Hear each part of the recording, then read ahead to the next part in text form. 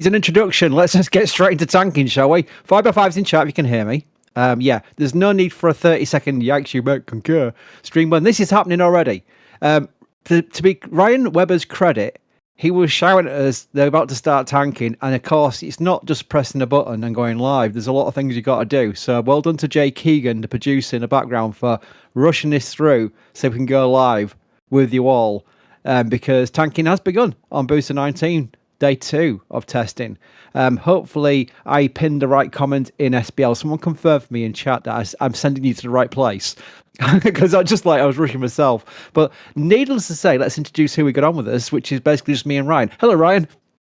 Hi, Chris. How's it going? Yeah, I'm. Hi, everyone. For those of you who might have been around during yesterday's stream, the answer to your question is no. I have barely gotten any sleep after working all night.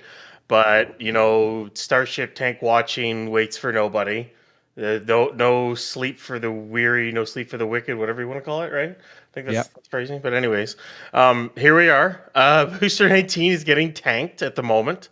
I think the T0 is somewhere in the realm of like 945, somewhere around that range. Maybe like 947. We'll have to wait. And for those who are probably wondering what we're going to see today, well, based off the progression from last testing rounds and from what they did yesterday, I would expect a 33 engine igniter test today. But granted, it's not as glamorous as, say, a static fire, but SpaceX has shown that they're doing step by step with this stuff.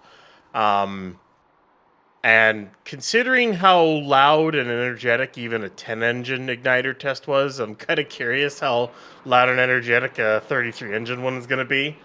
It might actually be kind of fun. And that would probably mean no deluge today, just the DSS. So that's what we have to, I think, look forward to today. But yeah, Booster 19's getting loaded with propellant and more booster testing. Day 2 of 4 is my expectation at this rate. Can you believe one person was not happy we didn't do the intro? You don't come on our streams just for the intro. We probably recorded somewhere. You can play it to your heart's content. You can do an intro every hour, for as far as we're concerned. It's not, something we have to go live to only ever hear it. It was important that we went live straight away because we saw it. We knew they were about to tank. But once we started seeing frost, it was like a case of a 5-minute process to get everything ready so that we could actually go live on the internets. That's how it works. You know the routine by now, most of your regulars. If you if you type at NASASpaceflight followed by your question, or at NSF followed by your question, it goes into a panel and we'll take your questions. This might be not that long a stream, to be fair, because the way this works is, you know how fast they prop load Booster 19, they prop load it really fast. And then we'll probably get to that test milestone, and then they'll start detanking, and that's your day done. That might be the case. Ryan, there's no chance they could be this fast so soon into a long window and recycle for later on today, is there? That is not the MO that they've had, especially with this. They have not done a recycle and do another test in the same day with like a booster or ship in a very long time. It's been a long time since they've done that, and especially with Block 3, I kind of highly doubt they do it. I bet they would do this test, and then they would take a look at the data and get set up for possible static fire tomorrow. That'd be my guess as to what they would do. Make sure all the engines are good to go and other stuff like that. Very good. I mean, that is what we're used to, by the way. People will be asking that question, so I kind of got ahead of the cycle there by just making sure people are aware that, we're always live anyway. That's the thing. When we do these dedicated live streams of commentary and then we end the stream, people go, you're going to miss something. Don't worry about it. We've got Starbase live. So we'll keep an eye on things. And also, that helpful keeps an eye on Ship 39. At Masters, remember, both flight vehicles for Flight 12. The dance partners, as I'm starting to call them for some reason, are both out for testing. So we're expecting, this week, both vehicles static fire. That's where we are, which is really kind of exciting, because once they do that, that's it. I mean, what happens, Ryan, after they've static fired its vehicles, from our experience? Well, once both of these are static fired, they'll roll them back into their respective bays. So, of course, Booster 19 to go back in Mega Bay 1, and Ship 39 will go back in Mega Bay 2. Now, there are still items to close out on Booster 19. For those of you who I know have pointed out many a times, you see the tape that is in between the chine sections. That tape will be replaced by a much better like plate steel seal. Like I think it's bolted, if I remember correctly, unless they changed it on Block 3. So those will all become a more semi-permanent seal. They can still remove the chine sections, but they won't be taped anymore for as easy of access. So that'll be for flight. Plus, there's they got to remove all the testing hardware they have hooked up for these engine testing. Same thing with Ship 39. There's a bunch of testing harnesses, like whether wire harnesses, sensors, all that other stuff that's all hooked in. All that has to come off. Basically, they get the vehicles ready for flight. We don't know if they'll add more paint to 19. They may do more patches of paint to test it in different locations for testing when they do re-entry with the booster. Other than that, there's always probably a bunch of closeout items under the chines, plus on the internals and stuff like that, and of course installing the FTS and whatnot before they roll it out. Then as for Ship 39, of course, any other tile patches they want to add to the leeward side, I still expect the windward side to have a completely full heat shield for this flight. They're doing these tile patches on the leeward side so they can test different tile setups without having to have missing patches of tiles in other locations. And then of course it's going to have to get its payload. We don't know what that is. It might be Starlink V3s. It might be dummies with cameras or comms on them, as we saw with that FCC license, or something else. We'll have to wait and see what that is. But there's still a lot of work to do. And then they got to roll them back out, stack them, probably do a tanking test to verify the ship side on the tower, and then do a full wet dress rehearsal running through the entire countdown, probably doing a full deluge fire off, because we saw that they're willing to do a top deck with the booster on. We saw that yesterday, so they may even do that during a wet dress rehearsal. And then if everything looks good and the license is signed off, then they'll get ready to fly. But of course, that's going to take several weeks, so we'll have to wait and see what happens till then. And that's just the vehicle side. That's not even test tanks. We don't like test. I don't like test tanks. I've never got into test tanks. They're important though. Very important. I know they're important, but I just never got into them. People got excited. Oh look, B 39.1's going cryo. I'm going, I don't care. It's a test tank. I like to fly vehicles. I don't know. Maybe it's just my. I think I got overdone. I got oversaturated with test tanks in the early days of Starbase because it was all about test tanks and pops and splashes and what have you. It really was. I mean, if anyone here, put your hands up if you were here in the early days of our live streaming at Starbase. There's domes that were sent out to launch site and made into these basically frosty balls and then usually popped because they did it on purpose to make them go pop, and we had big splashes and what have you. And of course it was always by plan, and of course always the internet was like, oh no, disaster for Starbase, they'll never launch Starship. It was always that. I think that's what's got to me a bit. I think in the back of my head I don't like test tanks because of that. That's what it is. There we go. Justice for test tanks. That's what's for your new t-shirt. I don't know. Cosmic Exploration Team. That's actually a really good username. I just couldn't say it. When paint on booster aft section? Question. Sound like Rocky, don't I? Well, I talked about that before. They may not do a whole painted section on this one. There is one patch that's painted black on this booster. It is already peeling and chipping through a little bit of use. They actually also had a patch on booster 18, so it's like not new or anything. But I don't know if they'll paint this entire aft full black, or if they'll do it on 20, or if they'll do it on 21, or if they'll incrementally increase the number of patches that they do it on for testing. That's a big question. I don't know. There we go. Vince Brewer was asking a question that I think pretty much was covered by Ryan. I'm going to read it out all the same because it was actually a super chat. So thank you, Vince, for your support. Do you think they might roll ship 39 to the pad when done at masses, or to do a full stack prior to testing to roll back to production? So taking what you said, which was right, there's no chance they'll just decide for a photo opportunity, maybe at the very most, or at the very least, of doing a full stack. So they basically roll back from masses. They don't turn right when they get to the production site. They just keep going down Highway 4 or left. I can't get my bearings. And do a full stack for fun. Ryan, full stack for fun. In theory, they could. The stacking station is set up to be able to have a ship static fire stand sit there and be bolted down so they can lift a ship off of it. I don't think the static fire stand has any of the lift sensors installed right now, so I don't know if they could do that or not. They might have to install those before they would do such a thing. But I also wouldn't be surprised if, they did it for a photo opportunity and maybe they do a quick tanking test with the two of them stacked. And then once they return them both to the production site and then they bring them back out again, that's when they do the wet dress rehearsal. I don't know. That's a possibility. I wouldn't put it past SpaceX to do that, especially as a photo op to say, hey, look, it's our first Block 3 stack, But I don't know. Maybe not. Yeah, I'd like them to do that. The question would be, if they did that, would that technically bind us to releasing the Flight 12 patches?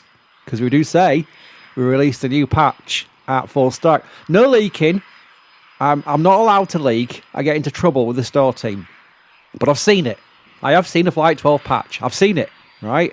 I could easily get the graphic, turn my OBS on, and go to present. I don't know if Jay could override it. I bet Jay could override it, actually, to be fair. But if this was a Raptor side, I could easily leak it. I don't know. It's just so tempting. I'm one of those people where you see, do not press this button. And the only thing my brain says is, press that button. I've always been like that. It's so tempting. I'm not going to. It's great, though. It really is really cool. It's cool because all our patches are cool because we've got some amazing designs like Jack's. He really is cool. And I can say that without sounding like, oh, yeah, Chris is pumping the patches. I'm not. I'm saying from my heart. You know me. If I don't like something, I'll actually say it. I'm terrible in brutal honesty as far as that goes. But it is a really cool patch. Right, Bideford's here. Everyone say hello to Bideford. Good morning to Bideford even. Shh. While watching the work, this is what I'm reading out. Watching while at work, but then everyone knows I'm a space nerd. Good morning, Chris and Sleepy Ryan. You don't sound sleepy, to be fair. You've actually had to say it. You don't sound sleepy. Can't wait to order. I didn't even read it before I was talking about Flight 12 patches. I can't wait to order Flight 12 patch and pin.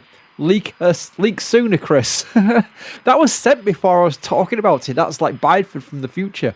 Amazing. More questions here. Before a static fire, do you expect the booster to be operated on the transport stand again? I If you get that right, I don't. Yeah. I think they mean if they would take the booster off the pad again and place it on a transport stand. The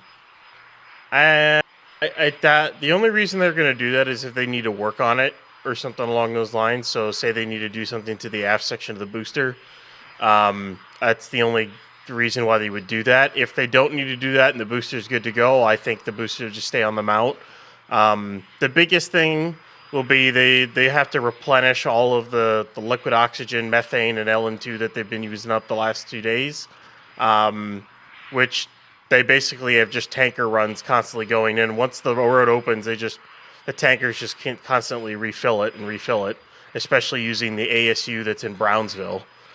Using it for LOX and LN2 on that. So I don't think they're unless something goes wrong or something else happens, I think they would definitely get into testing tomorrow again. And if today is an igniter test, which is what I think it'll be, because if you go by what the sequence of testing that they did last time, that means tomorrow would be a static fire of sorts. I don't know how many engines. I don't know how long. but my guess would be tomorrow would be that, based off the timeline of what they've been doing. So, yeah. And to say this, if they test S-39 today, which it probably wouldn't be until later today, it looks like crews are out at Massey's right now doing work on stuff because they're trying to hook up Booster 18.3 to the Super Crusher and whatnot. It would probably be an igniter test on S-39 if they ended up doing it tonight, because they seem to be matching booster and ship testing day by day. So, yeah, we'll have to wait and see. People can't get over how fast they prop load this vehicle. I mean, again, people need you know what I'd like to do? I'd like us, maybe Elisar or Bat could do it, a side-by-side static view, one of our cameras at Starbase and one of our cameras at the Cape, of Falcon 9 being prop loaded and Starship being prop loaded. And then have some facts and figures by the side of it showing the difference in size and capacity. Because it really is, I can't stress it enough. I know people maybe get into rockets, especially with Artemis, especially with Starship beforehand, to be fair, and may just think this is the norm. It really isn't it, Ryan? This is like super impressive compared to other rockets. Yeah, this is much faster than any other rocket. It's faster than Falcon 9 with over 10 times the amount of propellant on board, which is just nuts to think about. Even yesterday, I was watching how quickly they loaded the ship. They loaded that ship LOX tank in like 20 minutes, which means that when they go to when this is a full stack, in the past they started load on the ship first, and then started booster, and finished both around the same time. At this rate, they're gonna start booster, and then like 5-10 minutes in, they'll start ship, and both will finish, and it'll all be done within 30 minutes. Ship will take like 20 minutes to prop load, booster will take like 30, and that'll be a full stack loaded in under 30 minutes. It's going to be nuts. I cannot wait to see that.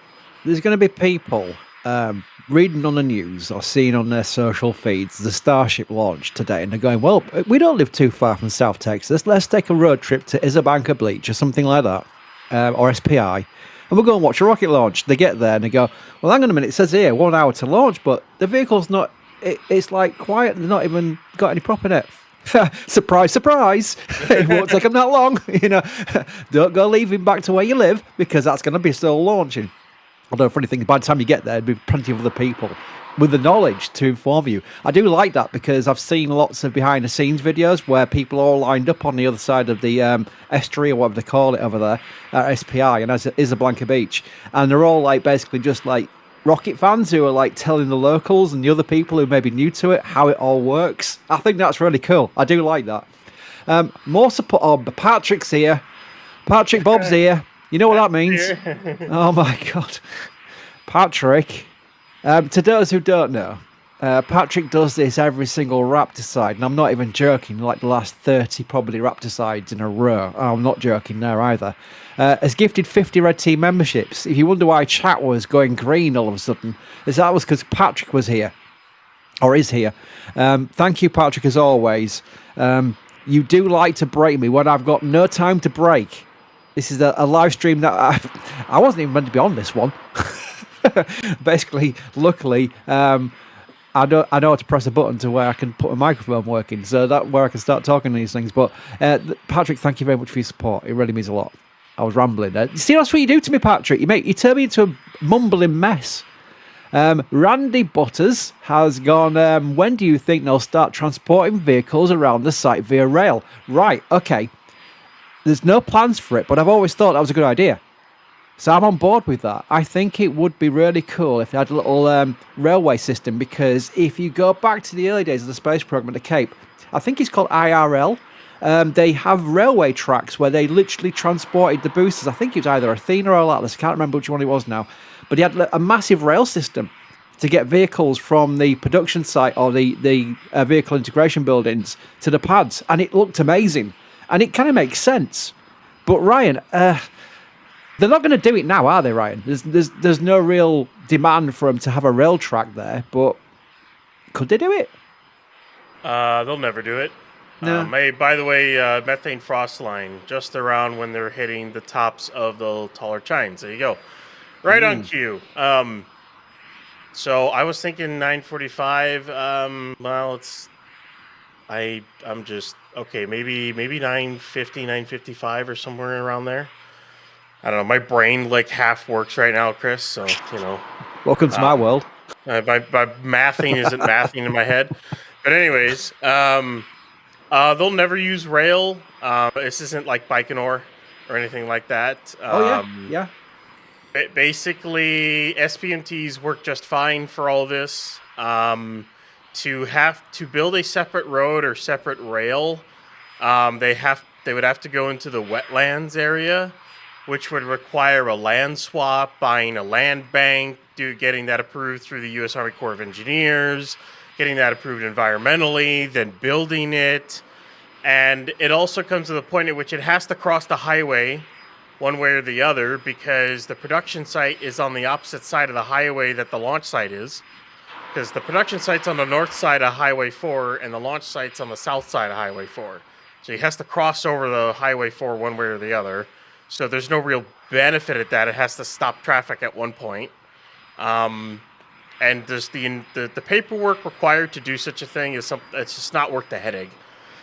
Rolling them with SPMTs and shutting down the road, or delaying the road for like 2 hours for transport to Massey's and back, or for 1 hour for transport to the launch site is just fine. So they're not going to change that. You know what? I completely forgot about Baikonur. I mean, that is the bigger example compared to the 60 space program on Space Coast. And there's a fun story about that, because remember the the truck that almost got splashed by the water deluge system, which became kind of viral, where he basically put it in reverse because the water deluge was coming off the top plate and it was like really coming over. There was an incident, I'm going back about 10, 15 years now, where the Roscosmos were live streaming a Soyuz, I think it was a Progress, maybe, launch, and the actual cab, the train cab, which had basically transported the vehicle to the pad, had parked up too close to the pad, and literally at T0, you can see him, he's still in the cab, and he reverses the cab as the thing is launching, and I'm like, what on earth? But that's standard Russians. I mean, they go back to the pad like 1 minute after launch. They're crazy. They really are. I mean, they just don't hang around. Their health and safety rules are probably a little bit more lax compared to ours. But that came to mind. But yeah, that's a better example. They do a lot of their rollouts at Baikonur on the rail tracks. Anyway, I'd love to see it. I don't know why. It'd be great. But again, as Ryan points out, they don't need it.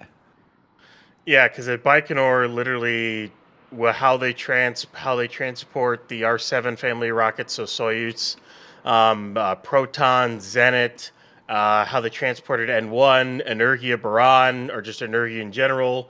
How they did any of those was all by rail from their integration facilities to the launch pads, and then lifting them up through transporter erectors. They even did that with the N1. The N1 was lifted by a transporter erector, a rocket that size. It was basically a pair of Proton transporter erectors like combined into one with the size of the actuators to do that. It was just kind of hilarious. But yeah, that's probably the better example for rail and whatnot. But they're not going to do that at Starbase. Inertia, my beloved. Oh, that was such a great system. Really was. Anyway, let's not go the Baran route. Let's go back to this. Alan has gone just testing with a super chat.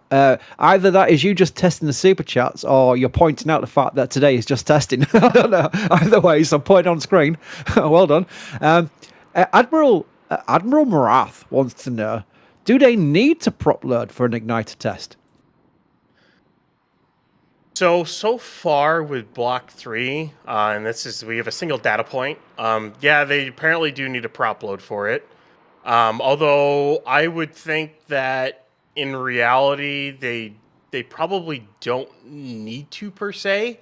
They probably only need to fill the required COPVs and whatnot. However, considering how loud the new igniters are and the flash that they make, I think they prop load and close the road anyways, just as a precaution, and they figure, what the heck, why not tank the vehicle while we're at it, to do this test, just to get more experience in tanking and running through countdowns and all that other fun stuff.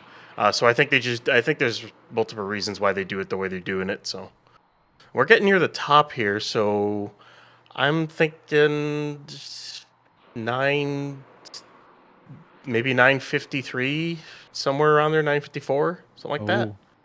Well, Maybe Ryan, you're gonna have to a be little the bit earlier. Alex. You're gonna have to be the Alex on this stream.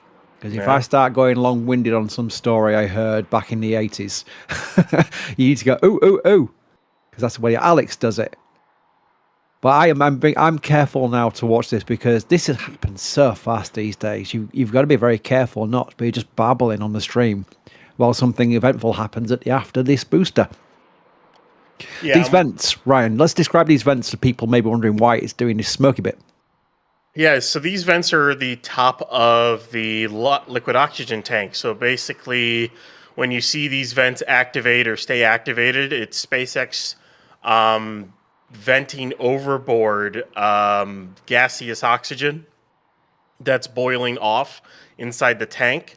And they're doing that because they want to maintain a certain tank pressure while they're prop loading. Because you don't want to get the tank pressure too high, because if you get it too high and you go beyond limits, you might buckle the tank wall and do some stuff you really don't want to do.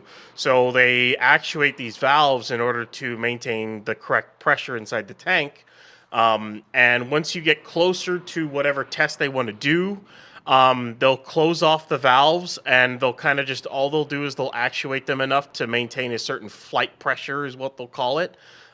So the pressure that they want the tank at for before they want to do anything with engines or whatever else they want to do on the vehicle. So that's kind of all they're doing. They're just basically maintaining pressure with the tank. Right, Americans, how do you spell igniter? Is it with the OR or ER? ER. Thank you. I'm pre-writing a tweet. Behind the scenes there, boys and girls, I'm pre-writing the tweet. And the Americans, because the Americans are a made audience, always go, that's not how you spell it. Very good. Thank you, everybody. Thank you for helping me draft my tweet, chat. Right, I'm going to keep going until Ryan cuts me off. Yeah, I'm waiting for the tank farm to die down and for the drain, the surface structure drain lines to open up. That's basically the next visual indication at this point. Yeah, see, flips. You're just being awkward there by doing the opposite. Anyway, there is the orbital launch mount, which I love. And we bring it up every single time, but it really does look like an absolute beefcake of an orbital launch mount, if I can say that. Oh. It does. I mean, I don't think I'd ever hear Chris say that. I know, but I just did. Artemis destroyed me and went straight to Flight 12 testing. What do you expect? Destroyed me in a good way, by the way. I really enjoyed Artemis 2. Really cool. I'm looking forward to Artemis 3 now. And I actually started a new L2 thread. Oh, hello. That should be done for methane loading. I think that's the methane drain, and I think that's the LOX drain. I think. Yeah. I think we got the drain lines opened up. So Are we getting a deluge for this one, Ryan? Based off last time, no. It would just be the DSS. Oh, right. Okay. So that's what we'll look for the clipping. Although, considering they're doing all 33, they may activate the deluge, but of course we won't know until it happens. Aye. So, yeah. Interrupt me if you need to, Ryan, but this is the fun thing about watching Block 3 testing. We're going back through new cycles. We got very used to Block 2. We got to learn how everything worked in the timelines. Everyone had the spreadsheets. Now we got some new techniques with Block 3, so we're learning again. And that's fun. We're all in together. Yeah. These drain lines activate when there's only like 2 to 3 minutes left before they do any testing, before their test or whatever. It's basically just to, drain the valves and main lines that are in the service structure. Kind of helps get rid of, unwanted prop you don't want in there in case of an accident. That should be that's a purge vent right there. So we're getting really close. Should have the DSS vent very shortly. Or DSS activation very shortly. 8. There it is.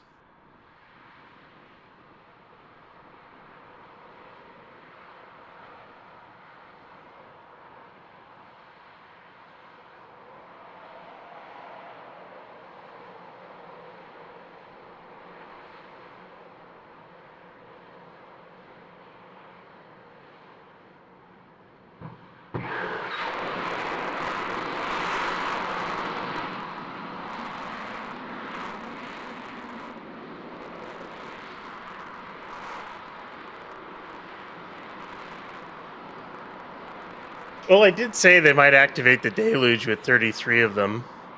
And there's your igniter test. Unless I'm going crazy, did I actually hear it? I heard what? Yeah. You heard Excellent. 33. That was a 33 engine igniter test. You didn't see a flash this time around because of they lit off the deluge, and I think that was literally just to, any excess gases or anything wouldn't ignite. They just basically pump a bunch of water in the trench. But I definitely saw a big puff out of the trench when that happened, and then of course you heard it. So that sounded like a 33 engine igniter test. We'll see if they're detanking here shortly. Now, chat all knows my secret. I usually get a lot of people and replies to my experts going, Chris, how did you type that so fast? It just happened. Guess what? I was pre-writing it. All I needed to do was get my Bandicam ready and record the clip of the actual main part of the test. And then that acts as a replay. So that's why I pinned it in chat, because it acts as a replay to anyone just joining right now or clicking on that link and going, oh, I missed it. You can, of course, rewind the stream slightly, but that's a faster way of just seeing a clip of it. I think CP11 got a really we'll have to wait for the replays, but CP11 got a nice flash of it. Because of the light, where the lighting is right now, CP11's, that side of the mount is in the shadow. So it looks like CP11 got a nice flash. Dune didn't really do it because it's kind of washed out by the the big floating ball of fusion up there that we call the sun. So we don't see that in Yorkshire. we get 3 days of sunny high temperatures, and we're all like, oh, don't want to go outside now. Corn wants to know, how do they know how each igniter works? They've got sensors on them. I assume they will all have sensors on them. Yeah, they get sensors. They know when the igniter is fired off. They got cameras. They got sensors. They got all you could think of to know when certain things are working and not. And that is detanking. Nice. It looks. Yep. I think that's right. Ryan, this is where everybody starts in chat, and I don't blame them because I'll be one of them. Will they recycle for a static fire test today? Is there any way we can kind of, based on the knowledge we've seen, they don't tend to do these double tests today. They do 1 day of testing, detank, check the review, check the data, then the following day, maybe tomorrow, with a static fire test. That's usual routine, but I mean, the thing we'd have to look for is road open, and wouldn't it? Road open would definitely end the day as far as testing goes. Road open would definitely end the day as far as testing goes, but considering their track record with Block 3 so far, they're doing one test at a time, and then taking time to look at the data, and then doing the next test the next day. So I would say that they're not going to do that. They won't recycle today. They'll detank it. They'll open the road. They'll check the booster, check their data, make sure all 33 worked as intended, and that they are ready to go for a static fire tomorrow. There's no other little test to do. I do not know how many engines it would be. There's a very solid chance it's all 33 engines tomorrow. Could be for 10 seconds, could be for 15 seconds, could be for 20 seconds. I don't know if they do one that long with all 33, but tomorrow might be the big day. Or they do a smaller subset of engines tomorrow and they do 33 the next day. We don't really know. That's the kind of thing. We get to lovely Texas tank watching, get to watch, and that's why you got to tune in every day they're going to test here, because they may do something new. Because new pad, new booster, all that other stuff. But looks like I hope they had a successful igniter test this time around.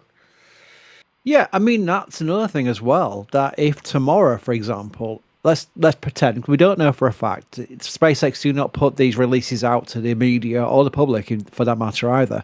What their plan is per day. It's always been observational data and working on things like road closures and just knowing a few people. If they static fire tomorrow, it doesn't necessarily mean 33 engines. And that's the fun thing, because if they fire up, it'd be very hard to work out how many engines did fire up when they do it. So that's a fun thing. That means people get very excited about seeing a static fire test and go, wow, that's powerful. It might not be all 33 engines, and the next static fire test will be 33 engines, and then they'll go, okay, I was wrong. This is even more impressive. And that's what I'm looking forward to. I'm looking forward to those reactions. That's what I think. Because I agree with you, Ryan. I think they won't go straight to 33. It just... And people will go, why not? It's SpaceX. Just remember again, this is a context I always provide people. People forget, and I don't blame them for forgetting, because it's been a while since we've had testing. This is a new pad 2, the first time we're doing these operations for the first time on this pad. It's a new variant of booster. It's a V3, a Block 3. It's also Raptor 3 engines for the first time. They've only fired Raptor 3 engines singularly at McGregor before we had that very short static fire with the need a dentist after a booster of 10 engines. I still keep seeing like an old person's mouth with missing teeth when I see the 10 engines on the after booster 19. I don't know why. It's stuck in my head. But now it's got 33 engines. They're going to do things incrementally on purpose for obvious reasons. And I find that exciting. We don't want those kind of like routine things. We want something different, something new, and it's all progress towards Flight 12. Right, I'm rambling. We might have replay soon.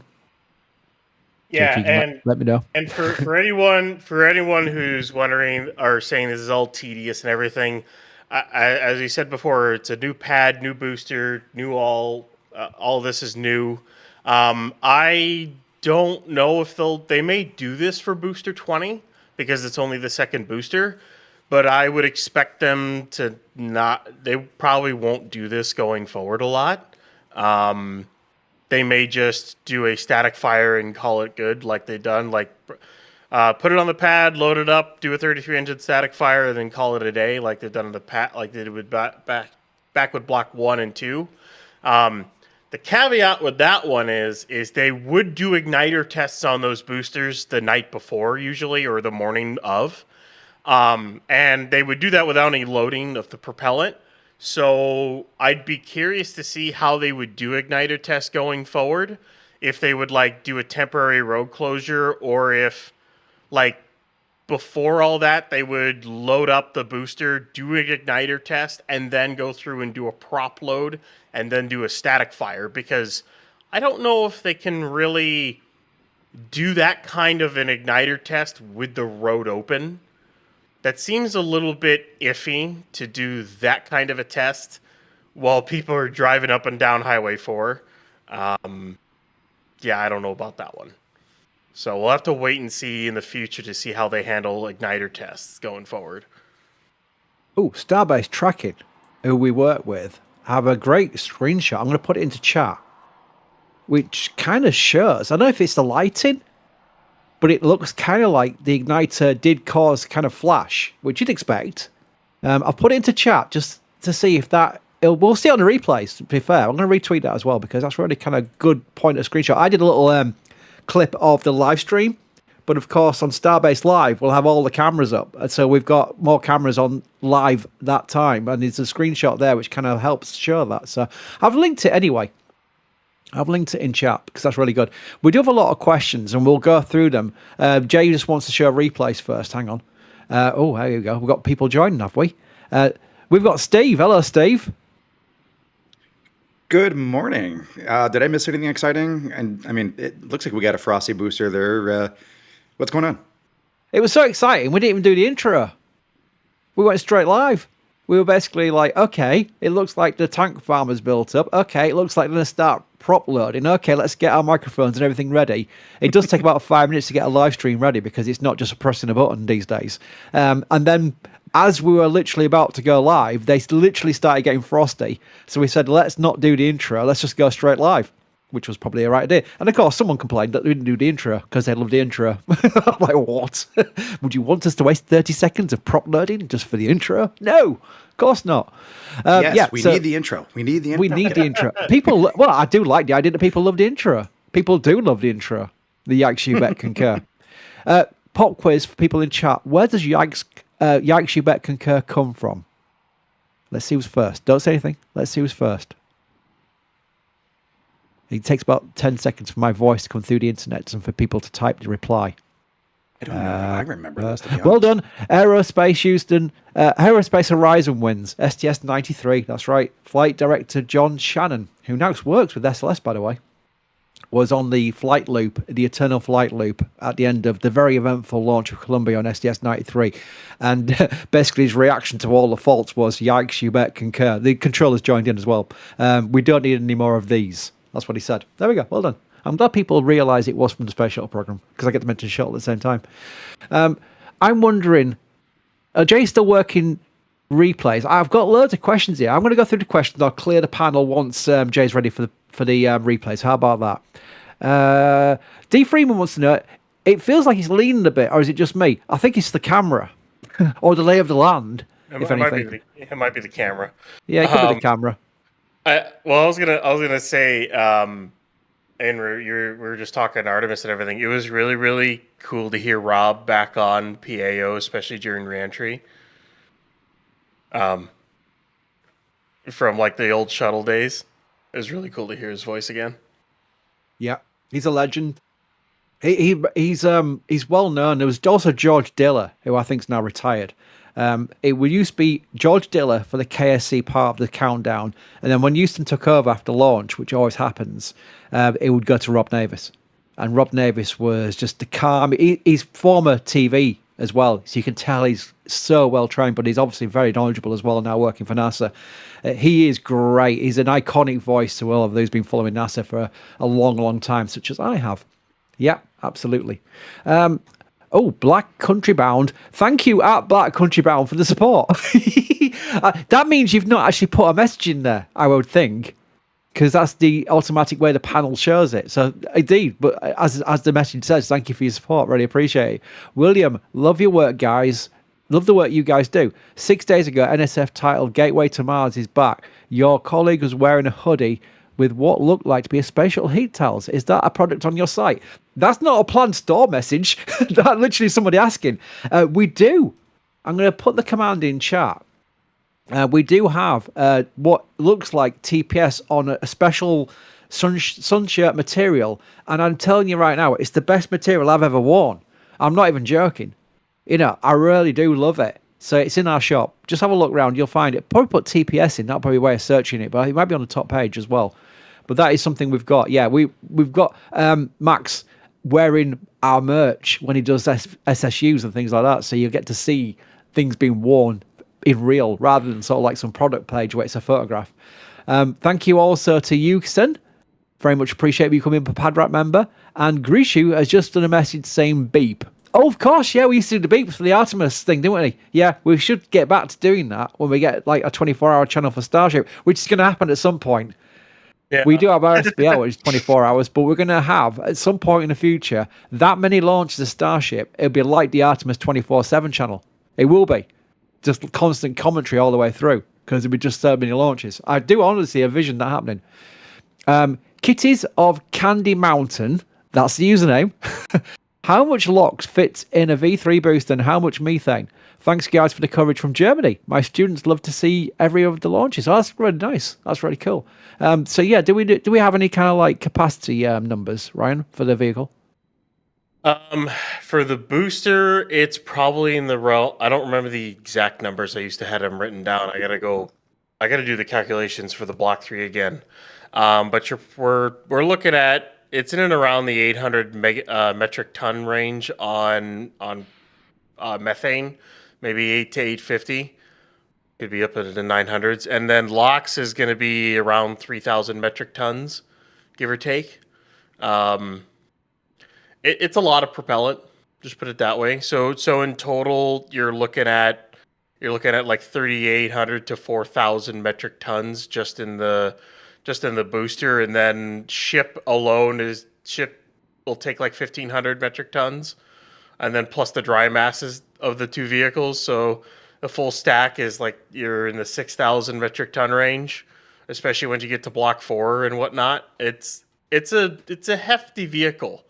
That's where Elon wants to get that 10,000 ton of thrust out of Raptor. So you're talking like 280 to 300 tons out of each Raptor, so that you have a 6,000 metric ton vehicle with 10,000 metric tons of thrust below it. So you got like a good thrust to weight ratio and whatnot. So that's kind of where all that comes in. Very good. Before we go to replays, people are asking, can you see if it's detanking or not? Ryan, do you have any observations that says it's detanking? You can. So if you look at where the frost line is on the LOX tank, you can see parts of it where the frost is kind of falling apart. And then, you can see where there's actually vapor coming off the tank and where there's vapor not coming off the tank. Where there's vapor that's coming off the tank is usually where you still have a liquid that's keeping that cold. Above it is just frost because, it takes a while for the tank to heat back up and the frost to go away. And the other indications as well are basically drain lines are activated across the tank farm, as well as if you go to the methane tanks that are all the way towards the pad 1 side of the storage farm, the recondenser vents are active over there, which means methane is being detanked back to those tanks and recondensed before they go back into the tank. So those are your indications as to that they are detanking. Ryan Caton, everybody. Ryan Caton. It was like a Ryan explanation into the details. We could have done a video on that, Ryan. I'll tell you right straight away. We could have done a video on it. Ryan Caton? No, that was a Ryan Caton kind of overview. That's what I was saying. So you've gone from Ryan Webber to Ryan Caton. Right, we've got replays. Replays which allow us to show what we were watching earlier. First one's got sound, so I'll be quiet.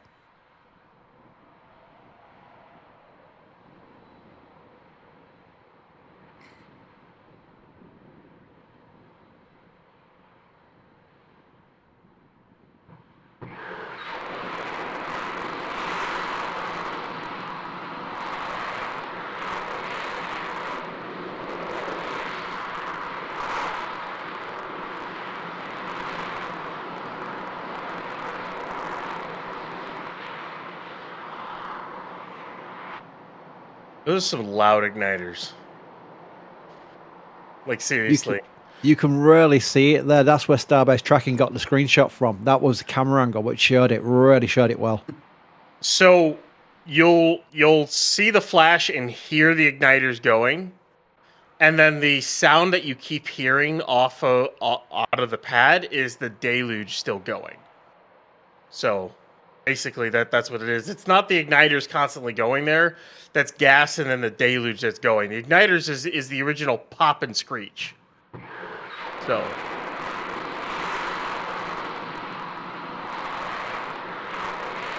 and the rest of it's deluge.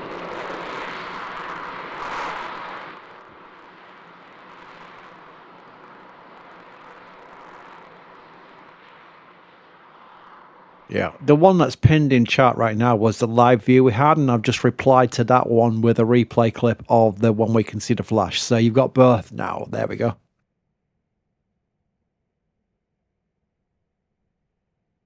Either way, you can see that little puff and slight shockwave that comes out from 33, what we think could be acoustic igniters firing off out of the bottom of Block 3, Booster 19 there.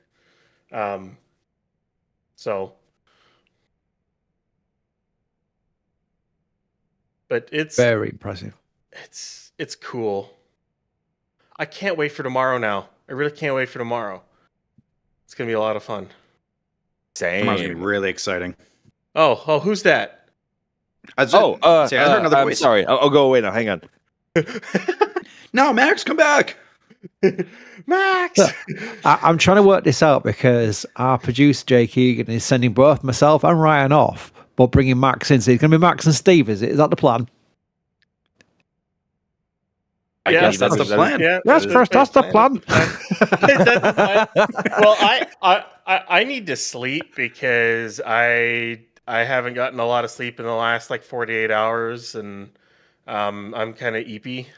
So I just wanted to I wanted to be on for this, and then saw replays, and then I'm gonna go ahead and head to bed because We got the exciting part, Ryan. We got the excitement. yeah, we did. You watch. You wake up in about 3 hours' time to do a static fire test. You go, what?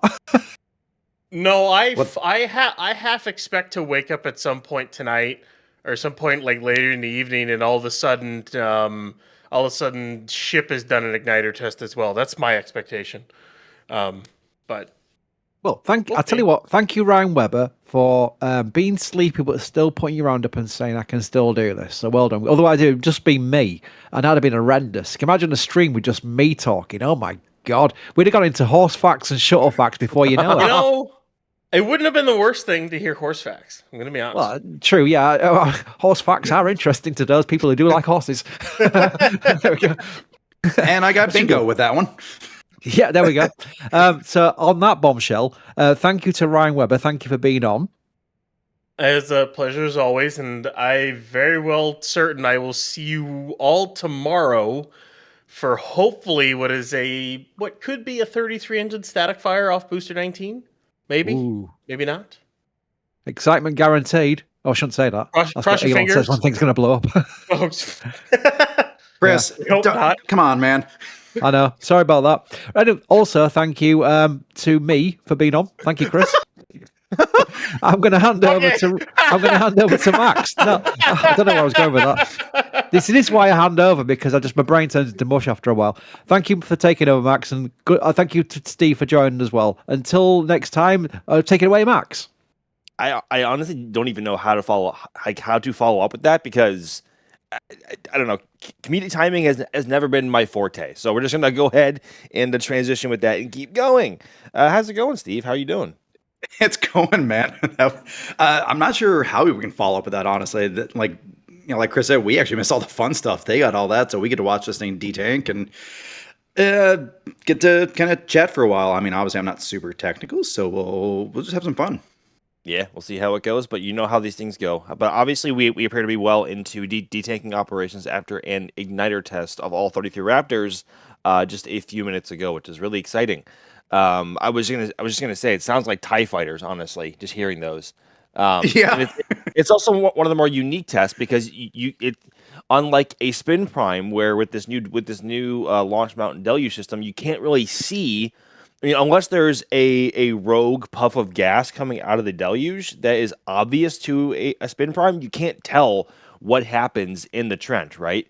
So, but obviously with the igniters, there's a clear indicator. There's a flash and there's a very loud noise. So that gives you a great indicator of what's happened. So, great to see there. I wish we had the same kind of access over at Massey's compared to the launch pad, but alas, Massey's is still open as far as we are aware. So we will keep our eyes open for Ship 39 in the meantime. But also, again, in the meantime, we are continuing to, or we were, I was going to say, we are watching replays, but that was the last one. Thanks, Jay. Okay, so in the meantime, we are going to watch frost levels decrease on Booster 19 and wait until the road opens. And that would be a strong indicator that they are done with booster testing for the day, and hopefully leading up to an even bigger day tomorrow. So fingers crossed that all goes well, and that I guess detaking happens on schedule. But already we're seeing some frost decreasing on both the methane and the LOX tanks, right, Steve? Yep, looks like it is starting to go down. So they've been detanking. I think they started very shortly after that igniter test here. So that was pretty clear that I don't think we're going to get a recycle at all. Just probably not a whole lot of time to do all that. So once they're done, for all we know, we might see another deluge test like they did yesterday, which was also really bizarre to God, see you're them do right. the top deck. That was Yeah. so weird. It was cool, but it was so odd to see that. Like, I'm a little confused as to why they would do that with the booster mounted there, but nevertheless, it was really cool. So, I saw that clip and I was wondering myself, like, I don't know if that was just a random test to verify the system works properly with a vehicle on, or if I don't know, because that didn't coincide with the actual flame trench deluge going off again either, right? So I don't know what that was. I genuinely don't, and nor do we know exactly where in the sequence the brand new deluge system or top deck deluge will fire relative to the main trench. Whether it be they'll both go off at the same time, or that deluge will wait to spool up until there's first motion before the exhaust hits it. Because obviously that's a lot of water going everywhere and might obscure some camera views if timed incorrectly, with water getting in front of the cameras for engineering, and just obscuring the view. Obviously, you don't want that, even though that would turn rapidly to steam.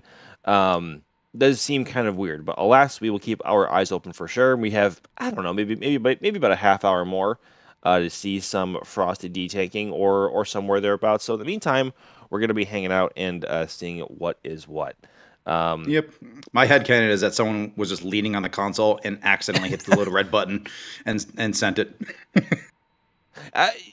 Honestly, I would love to know. Like, I would love to know how you start that sequence. Is it similar to like ALS or like ALS or the automated launch sequence like SLS, and that it's just programmed in and it just happens if you give it the go, or is it literally a switch or a button that you push to give it a go and that sends the water through the system? I would love to know, but given how accurate it has seemed to have been so far relative to other deluge tests, I want to believe, or I'm leaning towards the fact that it's part of the auto sequence procedure. But that occurring on its own, I don't know how they would do that. Steve, do you have any idea?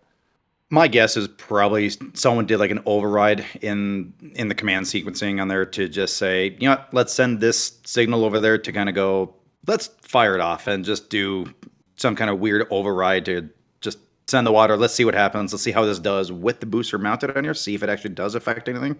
Which, now that I'm saying that out loud, doesn't make a whole lot of sense either, because why would you test a flight-ready booster and spray it with water potentially? Although Ryan had mentioned this yesterday as it happened, and I was right as I tuned back in, that luckily those deluge nozzles that are inside there are not actually pointed at the booster itself. So in theory, as he mentioned, it likely would not get wet other than some back spray, from one of the jets. It looked fairly windy yesterday, so any spray that might have actually, maybe went back towards the booster, and maybe would kind of wipe off any of the remaining frost and everything. And I think even Alex pointed that out yesterday, that it actually did look a little less frosty after that as well, too, on the sun-facing side.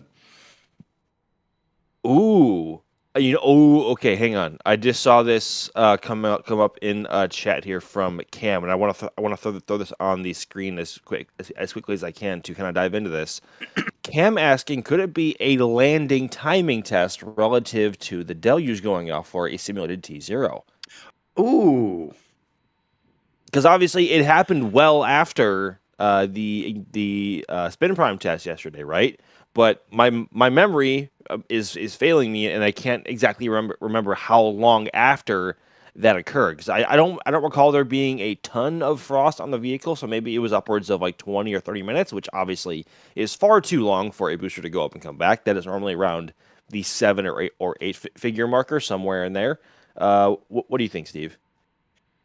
Yeah, that definitely happened way after the booster would have landed. So, Yeah. but that definitely brings up an interesting theory, is that that could have been probably the landing sequence for that, to kind of go, hey, let's trigger this again for the catch, just to say, hey, this is coming back, and get the computer to do all of that. So yeah, I didn't even think about that. I didn't either, and that's why I wanted to throw it on the screen when it came up, because it was very thought provoking. Because obviously, as we saw at Pad 1, when the booster was coming in for flights 5, 7, and 8, they did reactivate the deluge system or the plate at the bottom of the launch mount, albeit at a much lower flow rate because it was only having to combat 3 Raptors as opposed to 33, right? So, and Right. it'll be, I'm wondering how big of a difference it'll be in terms of the top deck deluge for version 3 booster catches going forward, and how much of a difference that there will be in flow rate.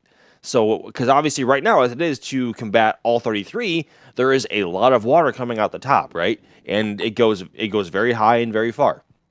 But to combat, so just as a recap, the landing ignition sequence for version 3 boosters was tested on a Gen 2 booster on Flight 11, being you ignite 13 engines and then you go down to 5 and then you go down to 3, right? And that is the ignition sequence that version 3 boosters will follow. And obviously we will expect that on hopefully Flight 13 if all goes well with Flight 12. I don't think they're going to catch Booster 19 on Flight 12 just because it'll be very risky if something goes wrong. And obviously there's a lot more ground to cover, being the unique position of the launch mount compared to Pad 1 and how easy it would have been to just come straight in from the Gulf and to come right into the chopsticks. So that all being said, very roundabout, I wonder the flow rate difference on the top deck, or even when it's going to fire, both for launch and also when the booster comes back. I don't know, but I guess there's only one way to find out, right? As we like to say, we'll have to wait and see. We'll have to wait and see. Exactly. Want to hit a couple of super chats really quick. One from, I'm just going to say Forward 79, but it's FWD. Has detanking started or another test soon? So obviously, so if you do an A/B test compared to where we were maybe a half hour ago, there's a lot less frost on the booster now, and SpaceX is well into detanking operations after what appeared to be a strong igniter test of all 33 Raptor engines just a few moments ago. So in terms of another test soon, probably tomorrow. I think just sticking on theme of the testing patterns that SpaceX has conducted over at Pad 2 to this point. They have not so far recycled twice in a day, or once I should say, to conduct a second test in the day in their testing window, because that there's, as Ryan was saying before he left, there is a lot of data left to go over before they allow themselves to continue on with the next step in the process. And in this case, obviously, that would be a static fire of sorts, whether it be with all 33 engines or that being a smaller group remains to be seen. But Steve, they normally don't turn around in the same day for tests, right? Not that I remember seeing before in the past. I think there was one way back on version 1 that they did, but I can't remember off the top of my head what that was. Trying to think back. I don't think it was Booster 7. That was a whole different thing. I don't think that was, to be honest. So I'm going to stick with my answer of no. If they do recycle, it's going to be a while before you see anything. So if nothing else, I put money that if we see any further testing, that it won't be on the booster. It'll be on the ship over at Massey's. So, and right now it looks like it's pretty quiet over there from what I can tell, but I would be inclined to agree. Yeah. I think we're either going to be seeing the ship or the tank farm at Massey spool up in the next, I don't know, maybe 2 to 3 hours, if not sooner, if not later. I don't know. We don't have a schedule, and SpaceX just does things when they want to do them. But we do expect more testing of ship to occur before a static fire test of that as well. And there is a non-zero chance that both could happen tomorrow. Of some sort of some timing and some spacing. It would be kind of rad to see both happening at the same time, like with the exact same T0. But I don't think that is. I don't. There's a non-zero chance that happens, right? But I don't know how likely that is. And Jay is screaming at me in the back channel in all caps. No. I mean, that would be cool. I'm just going to say that would be kind of rad. It would be absolutely bonkers. It'd be bonkies, but I think just for our own sanity, I think it'd be nice to have some spacing in there. Because as everyone can recall back to Artemis 2's second wet dress rehearsal, there was a Falcon 9 launch happening during SLS in terminal count.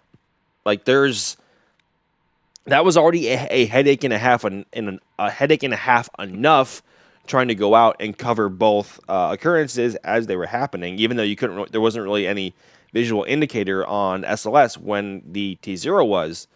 But still, you're in terminal count and a critical part of the wet dress, and then SpaceX decides, oh, I want to launch a Falcon 9, right? It launches during terminal count. It was kind of hilarious, but also it was one of the most surreal nights I've ever had at the press site at KSC. I'll be honest, it was really strange. But again, there is considering what they can do and how much they can multitask. There is a non-zero chance that happens, right? But I think the more realistic scenario here is that we see both happen tomorrow. If they both happen tomorrow, maybe at least 2 to 3 hours apart, if not longer. I would not be surprised. But I think Booster at the moment, well, I was about to say Booster would probably have priority, but that's not the case because Ship is just as, if not more important, obviously, for Starship's success at this point, especially on Flight 12. So, yeah, it'd be kind of cool to see both happen at the same time, Steve, but I don't know about them happening at the same time. We don't play favorites here, so they're both important, let's be honest. But we don't play favorites. Are you serious? Are you serious right now, Steve? I mean, the only non-favorite would be Ship 26. Going to throw that in there, but yes, fair. That one I know you and I can agree on. Yeah, no, these guys, they're like I said, they're just as important. If not, maybe the ship is just a little more important because that's going to actually do a trip around this big blue marble floating in space here, where Booster's just going to go up and come right back down. Yeah, but I think, like you said, there will probably be at least a several hour wait in between, which probably means if we're doing a stream tomorrow, it's going to be a long stream. There is a non-zero chance that happens. I know I keep saying non-zero chance, but for one, it is kind of fun to say, but also it's true. There is a non-zero chance all this happens. But just kind of taking a quick look at the booster here real fast. The frost line levels on the booster have fallen significantly in just like the last 5 minutes or so, as propellant leaves the tank structure and the tank surface warms up to ambient temperature and the frost sort of melts off. We're seeing frost almost gone on the methane tank now, and the LOX is decreasing steadily on the LOX tank as detanking itself continues. So we are going to stick around for that and see what happens with the rest of detanking, also with the tank farm, and when the road opens to Highway 4, which would signify the ending of testing with the booster today. But again, just to reiterate, there's a chance that something happens with Ship at some point today, whether it be in 2 to 3 hours or longer. We'll have to wait and see.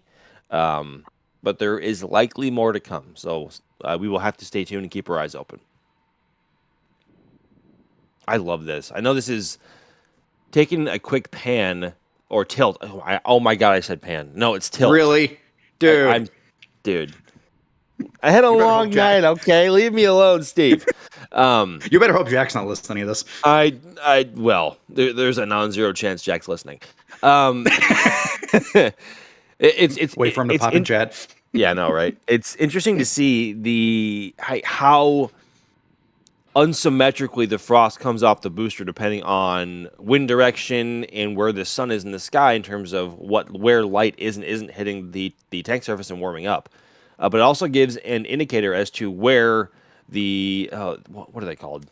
Oh goodness me, my brain's still waking up, folks.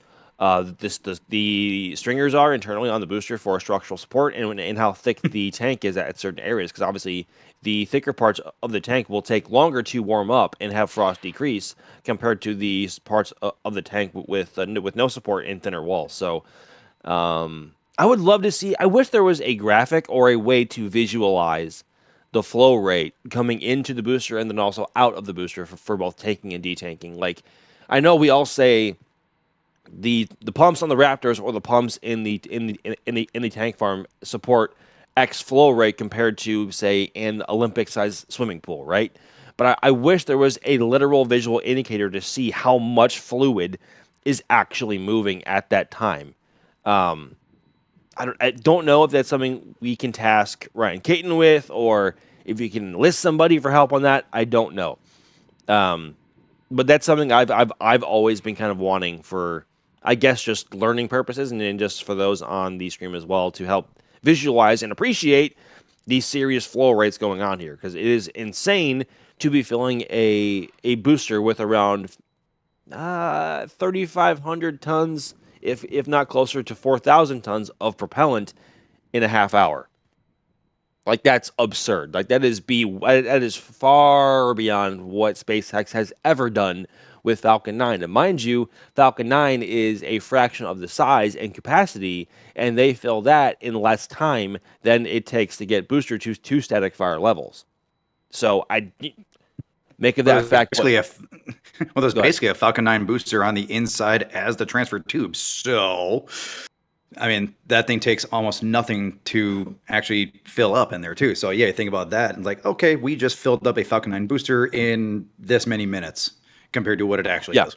Exactly. And yeah, so that's also why it takes us so long to see frost on the methane tank itself, because they have to fill that transfer tube first, right? And just the sequence coming from the bottom up on the booster compared to where the ship or the booster QDs or quick disconnects are attached to, that's where propellant flows in through, and they have to fill that whole transfer tank first before the actual methane tank itself begins to receive propellant. So, yeah, it's intense.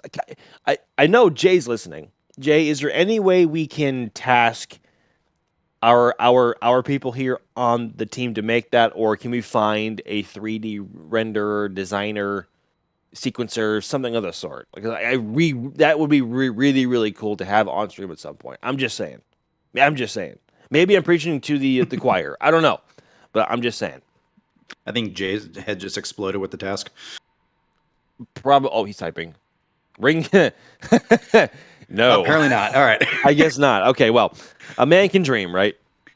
Well, then maybe we go a little old school and just have SpaceX just put like a little bobber on the inside attached to a magnet on the outside and just watch as it goes up and down as it flows. I mean, like, you could do that, right? But at that time, I mean, at that point, it's only showing you the level. I think it would be a lot better to appreciate the levels of prop flowing here if we had like a 3D render with like with clear tank walls from like an upper 3/4 angle to not only see the height of a propellant, but also just the width of the tank as well. Because remember, Starship is 9 meters wide. 9 meters wide. And for those who use the Imperial system, that's over 27 feet wide. Like, that's absurd for a rocket of any sort. And as for comparison, Falcon 9 is like, oh goodness, like 3.6, 3.7 meters wide. Like, it's something if like not that. less. Yeah, so it's so much skinnier. Like, Starship is on a whole different level, both literally and figuratively here, in terms of mass flow, in terms of propellant capacity, in terms of power, in terms of thrust. It's and also thrust to weight ratio as well, right? Because obviously Falcon 9, I think, given the performance of the Merlin 1Ds now, I think is around a 1 point. This isn't official. This is just me doing math, like off the top of my head. I think it's like a 1.3, 1.4 thrust to weight. And Starship, as it is now, with the current V3 performance, is around 1.5, and it'll be higher than that once the version 3 engines go through more development to get more thrust out of them at that point.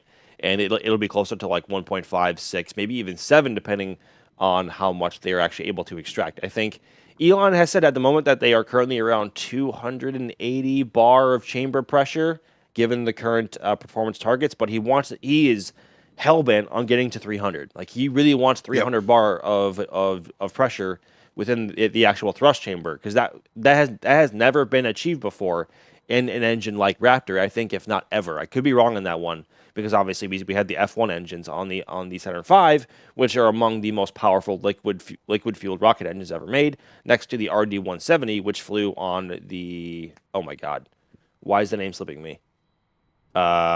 Steve, help me out here. The Soviet rocket. It slipped my mind too. Oh my god, why? Why? Energia. Yeah, there we go. Energia. Oh yeah. Okay. Yeah, I don't know. Oopsies. Brain is not braining today, folks. But I think 300 bar of chamber pressure in the engine the size of Raptor. And mind you, Raptor is not a big engine at all. Like if you compare it in size to an RS-25, it looks like a Merlin. It's kind of silly for an engine the size of Raptor to perform as well as it does, as much as it does, because it far eclipses the thrust of a singular RS-25. And also, fun fact, the SLS core stage, without the actual solid rocket motors lit, produces less thrust than a Falcon 9 booster at sea level, which I know we have covered before. But it's just a fun fact that I like to say, and like in that about 80% of liftoff thrust from SLS comes from the solid rocket boosters on either side. But obviously, Starship does not have solid rocket boosters, but it's kind of insane that they are able to light one of the most, if not the most complex liquid-fueled rocket engines in the world as quickly as they do. Like it's borderline SRB levels of ignition timing. It's really insane. But alas, that was just that. I apologize for the rant, but I get so just turned on and like just fired up about topics like that. I don't know why. I just do. It's kind of insane. Say that was a Ryan level answer there. So I mean, yeah. Oh God, I could never. I don't compare to Ryan or Alex, especially Alex. Alex is on a whole different level in terms of just intelligence and being able to talk about something for a long time. I don't know. I'm just a guy with a camera. That's all I am. And you got one up on me there as well too. I have neither yet. Yet, Steve. Keyword yet. All right, let's run through some more support here really quickly. From Stingy asking, when version 4? I don't know if we have a good answer for that one, Steve. Right? Because we haven't even SpaceX hasn't even flown version 3 yet, and to be thinking, I know version 4 has been talked about, right? But in terms of timing, where are we at with that? If anybody knows, it's only Elon, and we know how Elon time works. But with we're just getting into version 3 here now. Like we're quite literally seeing the very first test of it here, or first test article, so to speak. With this one, with flight ready hardware, and so this one hasn't even flown yet. I would venture a guess we're still. I mean, how long did version 2 fly for? About a year and a half, or something like that. Not even a year, believe it or not. It was just last year. It was from January of last year to October. 10 months. Yeah. Right. So, depending on how the testing goes for this, and we all know how a little cursed version 2 was. They definitely had some delays. If everything actually goes smoother this time around, I would not be surprised if we see version 4 a little bit sooner, maybe a similar time frame, but it's really hard to predict when we're still this early into the testing of this version here. So, and especially with Elon already saying that that's going to be a new beast in itself too, that, the full stack is going to be even taller than what this is. Which is already taller, right? Right, yeah, by not just several meters, but I think it was, I think they were in the double digits in terms of how many more meters taller it was, if I remember correctly. I don't remember that off the top of my head. I know he talked about it a while ago, but it'll be a significant design change. And they're still working on this one here too, and it's not even operational yet. I'm trying to find the render that SpaceX released showing version 1, version 2, version 3, and version 4 Starship variants. Oh goodness, when was that? I'm trying to find it. I know because SpaceX has released renders, and there surprisingly wasn't much of a difference in height and size between version 2 and version 3. It was mostly just in terms of the actual design differences between moving towards the hot staging ring on the booster being integrated into the design with a much thinner truss structure. The engines on the bottom having no shielding, so it looks like borderline unfinished. But that is just that is SpaceX engineers being super clever and using the newly designed Raptor 3 engines as their own shielding, both thermally and also for shock if they need to. Because obviously before, every single engine had its own bit of shielding if one of them was to pop, as to minimize the effects of the engine surrounding it. But during reentry, we saw how much plasma built up on the actual engine section too, right? And that flow and that look is going to be so much different without the actual engine skirt there this time. It's gonna look insane. Like I'm trying to imagine how tight engine shots are going to look at liftoff now, because for one thing, you will have the visual contrast, hopefully, between vapor coming down from the main tanks, and then you will also have frosty power heads on the Raptors. Then obviously, from the engine bells down, you're going to have the super blue bright exhaust from the Raptors themselves, because methane burns in a really cool color and light in a light fashion, right? So. Going off on a rant again and borderline forgetting what the actual question was. But I think so. So bringing this back to version 3 and version 4. Version 4 was a stretch of both the booster and the ship, whereas version 3 wasn't so much of a stretch of either booster or ship. Actually, I don't think it was a stretch for ship at all. I think it was mostly down to a redesign of the booster itself, and of course, obviously, ship has seen some major overhaul as well, but none in terms of its actual size compared to its predecessor. So, but TLDR, I think version 4 is at least probably at least a year and a half out, because we also have to remember that Starship version 3 is aiming to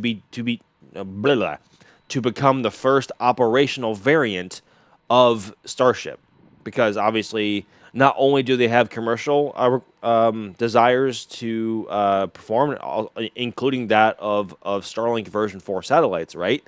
Or version 3, sorry, version 3. But you also have to remember HLS, or the human landing system for NASA, and that is going to be based off of version 3 design, and they can't just change that overnight. Like that's not how design works for them in terms of being certified with NASA personnel and of the like. So, version 4 I think is still a ways out, and I think SpaceX wants to prove version 3 first. I think that is a very long-winded and rant-filled answer to your question, but thank you. One here from Grisu. Forgive me if I mispronounce, with a £2 super chat. Thank you very much. It is so awesome to see Frosty hardware again. We agree entirely. Fawad coming back with a £2 super chat saying, just thanks for showing the Rocket Ranch. Yeah, we cannot thank the folks at the Rocket Ranch enough for allowing us to have cameras there, and also holding some of our personnel for launches. They're amazing. Go check out their website for launch viewing tickets at the Outpost.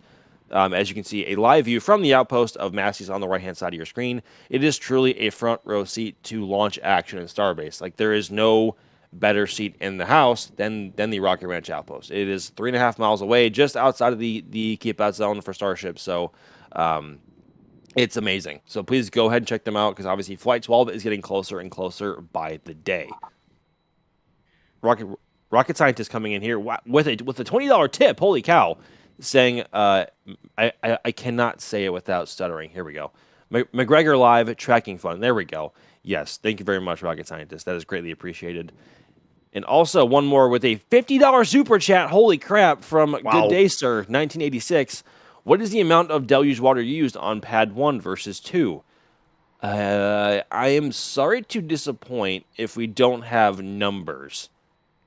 I don't have the actual capacity figures or flow rate figures in my head right now. What is the amount? Yes. I mean, like, yes. I honestly was that. Yeah, I would honestly probably go about answering that question the same way. But just if you visually compare both systems, the water storage for pad 1, sort of upside down shower head, was a lot lower than the current system used for Pad 2's deluge, and was the limiting factor in terms of how long they could actually static fire for on Pad 1 for boosters. I think the limit was around 7 or 8 seconds, right? So obviously with Pad 2, that has been completely overhauled and redesigned from the ground up, literally. And they have a lot more water in storage, so they could support longer static fire operations if they wanted to, upwards of maybe 10 to 15 seconds or more. We'll have to wait and see. We have not seen a test anywhere near that length yet. The longest we've seen was 1 second from Booster 19 last month. And we're hoping to see a longer version of that, hopefully as soon as tomorrow from the booster, which could be insane. But actually, Steve, do you have any well, before we move further into this point, Do you have any idea on figures for flow rate and differences in capacity for Pad 2 versus Pad 1? I was trying to look it up here while you were talking, and unfortunately, Google's failing me a little bit here. So I'm going to see if I can look it up real quick while we're talking here a bit. But that's why my answer earlier was yes, there is a difference. But Yeah, fair. yeah, I know the capacities are definitely much bigger, like you said, compared to Pad 1, because there's going to be a lot more flowing out, right? Because you got it both in the trench itself, as well as on the top of the deck, kind of what we were saying earlier, right, to protect it during liftoff, as well as for booster and future ship return. So they need a lot more water storage for multiple sprays, I guess you could call it, to help with that. But yeah, what those capacities, what the flow rate is, it is my best guess, several 100,000 gallons per minute being flowed through there. It is, well, either way, even if we don't have the exact figures in front of us, either way, it is an incredibly high flow rate. I think upwards of the flow rate of Raptor engines, and that's how much water they need to protect this launch hardware from itself. Like that's the level of engineering masterpiece that SpaceX has pulled off with this Pad 2 redesign. It's honestly kind of insane, especially just if you just think back to all the launches that we saw at Pad 1, right? Pad 1, with the original design of launch mount and deluge system, was never going to be rapidly reusable. It just wasn't. It took way too long to refurbish in between launches, and the actual upside down shower head below the launch mount has a limited lifespan with how long it can sustain being hit with the exhaust from Raptors. Whereas the entirety of Pad 2's redesign, both in terms of the launch mount and the flame trench, have already been designed with the Raptor exhaust flow being taken into the equation, right? From the start. Because obviously, remember, Pad 1 wasn't. We all remember how Flight 1 went in terms of the Raptors digging themselves a big old hole below the launch mount, right? So water flow here is incredibly important, and we are looking forward to hopefully seeing how that all finally comes together, potentially as soon as tomorrow. And hopefully no more concrete tornadoes. And hopefully no more concrete tornadoes, exactly. But thank you very much. Good day, sir. That was a ton of support, and that means a lot to all of us. And a good day to you, sir, as well. And I see what you did there. Yes. $5 super chat here from Dimes Recon. Bottle caps for caffeine fund. Keep up the good work. Yes, we need a lot of caffeine, especially this week, because mind you, even though we're past Artemis 2 now, which I'm kind of thankful that we are to now finally pivot away from that and start working towards other stuff without having to worry about that on our shoulders. Even though I am kind of sad that the mission was over, because that was an incredible journey to cover. Yeah, we need a lot more caffeine coming up, not only with potentially this coming up, but just like here on the Space Coast tonight.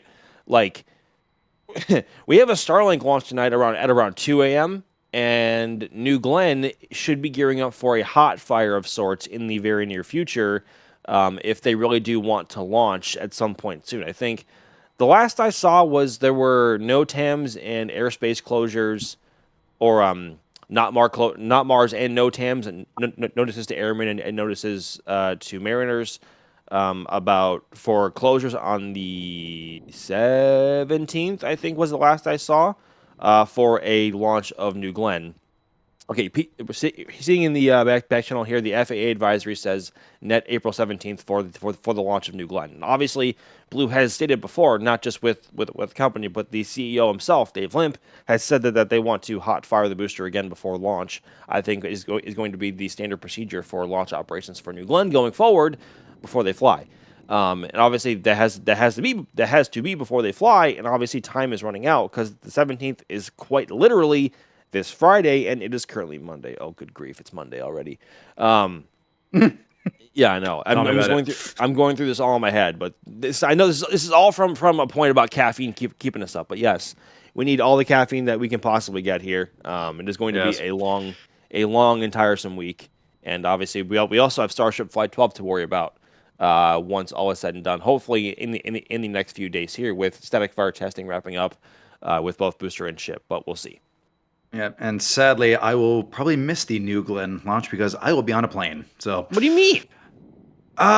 What do you mean? Going, unless I have Wi-Fi on board, I might be able to watch it, but we'll have to wait and see. But yeah, no, I'm going down to this weird spot down in southern part of the country called Texas, I guess.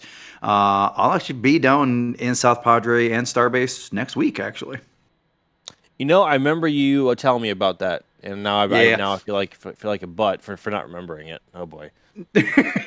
No, you're fine. Yeah, but no, I I'll feel leave like on a Friday, butt, and but then it's fine. It'll Yeah, be fine. I know. Well, I hope you guys enjoy your time at SPI. No, it's actually I love SPI. I really do, and I'm not just saying that because we work with the Margaritaville Hotel over there for some of our cameras.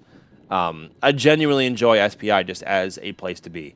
It's a far departure from Starbase and Brownsville alike.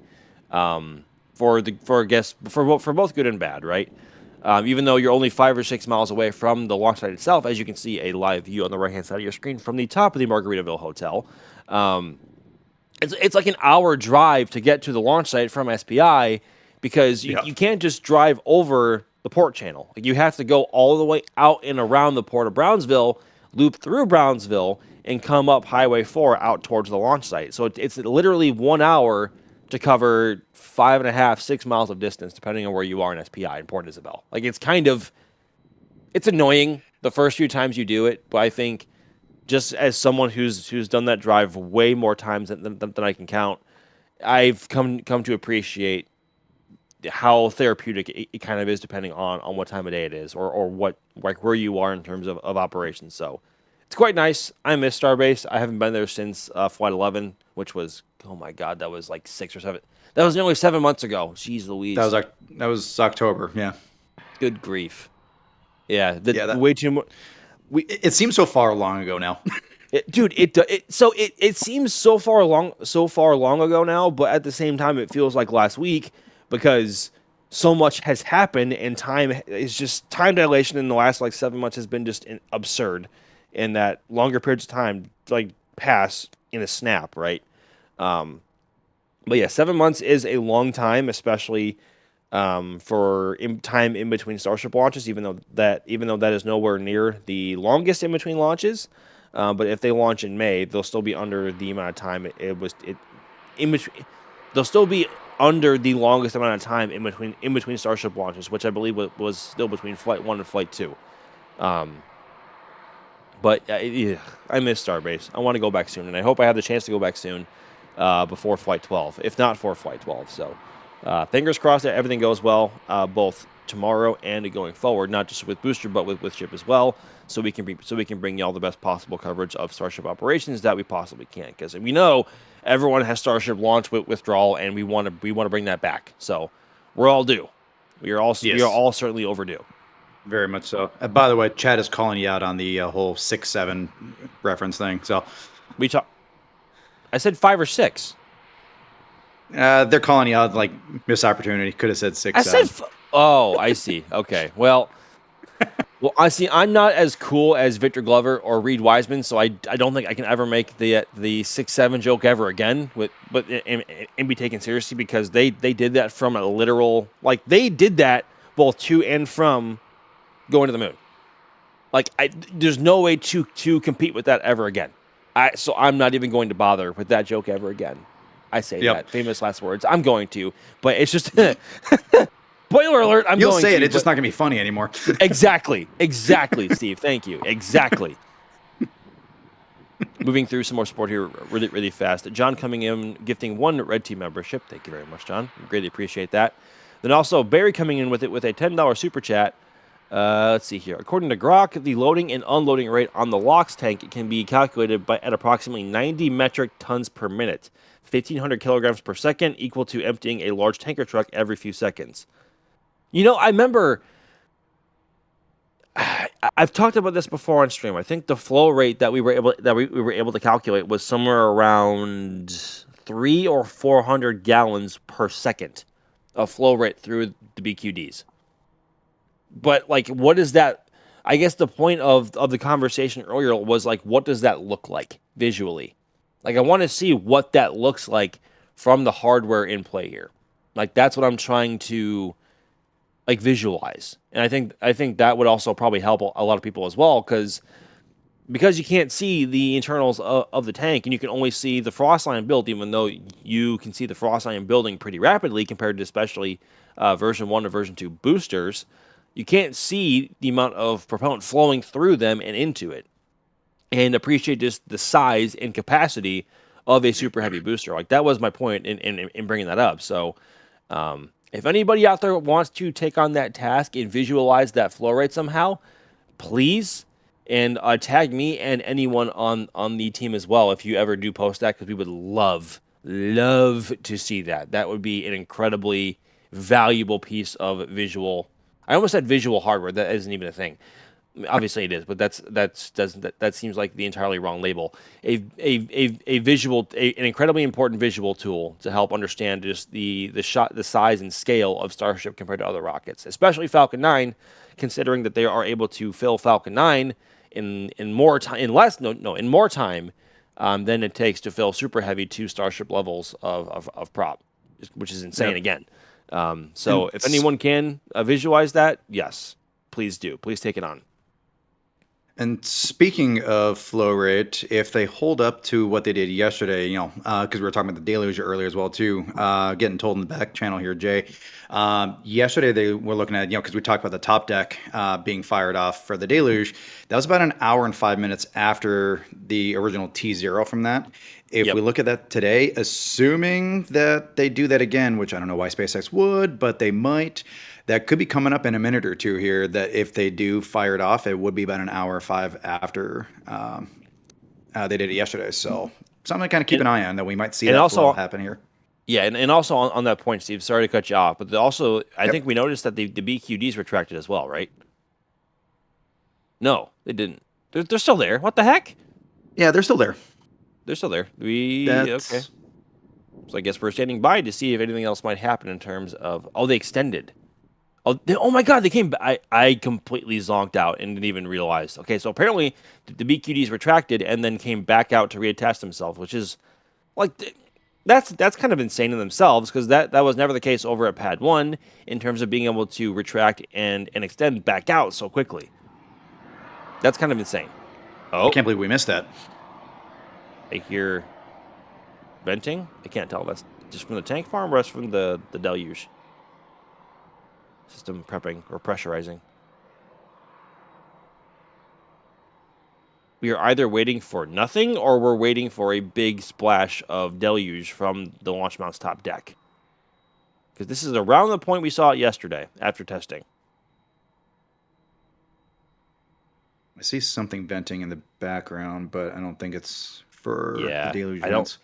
That may have been a one-off occurrence. Very, very possibly. I didn't mean to get anybody's hopes up, but I was just kind of mentioning that.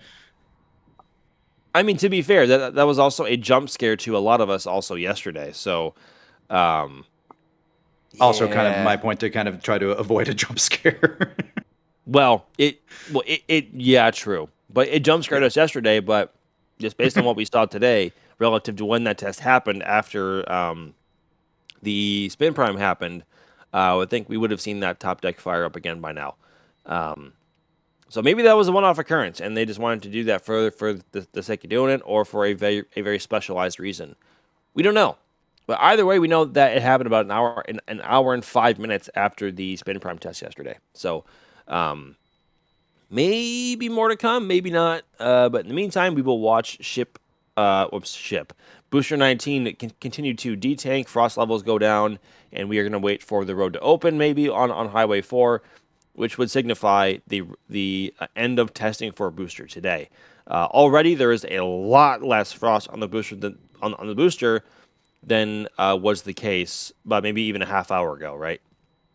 So as things continue to warm up, the frost levels will decrease. I think the booster at this point should be completely empty of propellant, if not almost all the way. That is why the frost line is no longer present on a lot of the tank structure at the moment. So Still seeing some vapor coming from the engine section, but that is normal given how much prop may or may not still be in the vehicle itself. And does not actually serve as an indicator itself that anything has detanked unless that goes away, which obviously means there's no more propellant on board. So we will wait and see. And Steve, just to retouch on this point, are we expecting any sort of ship testing today?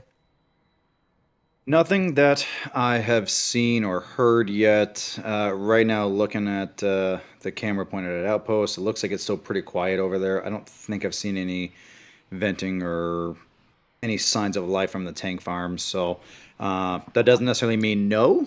It just means we may not see anything happen for a few hours. But good news is I don't think they actually need to post any closures or anything like that for Outpost, considering that Massey Road is now a private road, so it's not public accessible, which means highway is far enough away that they don't need to block it off or anything like that for any testing, and they can just do whatever they want, more or less. But I think at that point as well, to hammer home on that, like we will still know when Massey's Way closes, and we will obviously have a visual on our cameras when the tank farm does end up spooling up and start producing clouds of vapor to get ready to go for testing of sorts. So we will have we will see when testing picks back up again at Massey's for Ship 39. We just don't know exactly when that might be, if they even will at all today.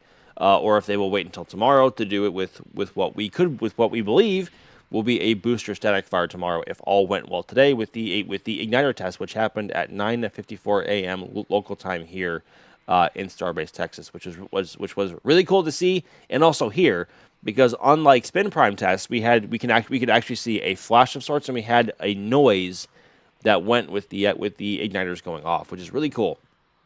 It sounded just like TIE fighters.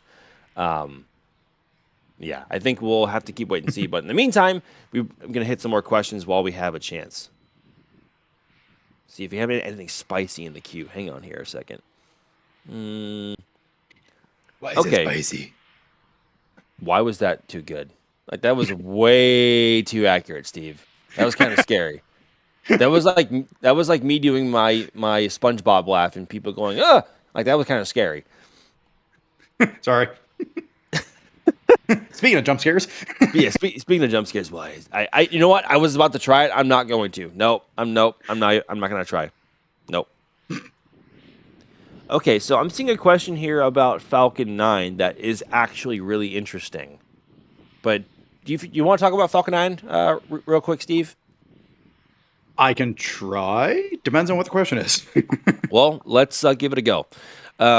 So from Sod asking, when do you see the last Falcon 9 Starlink launch? 2028? Oh boy.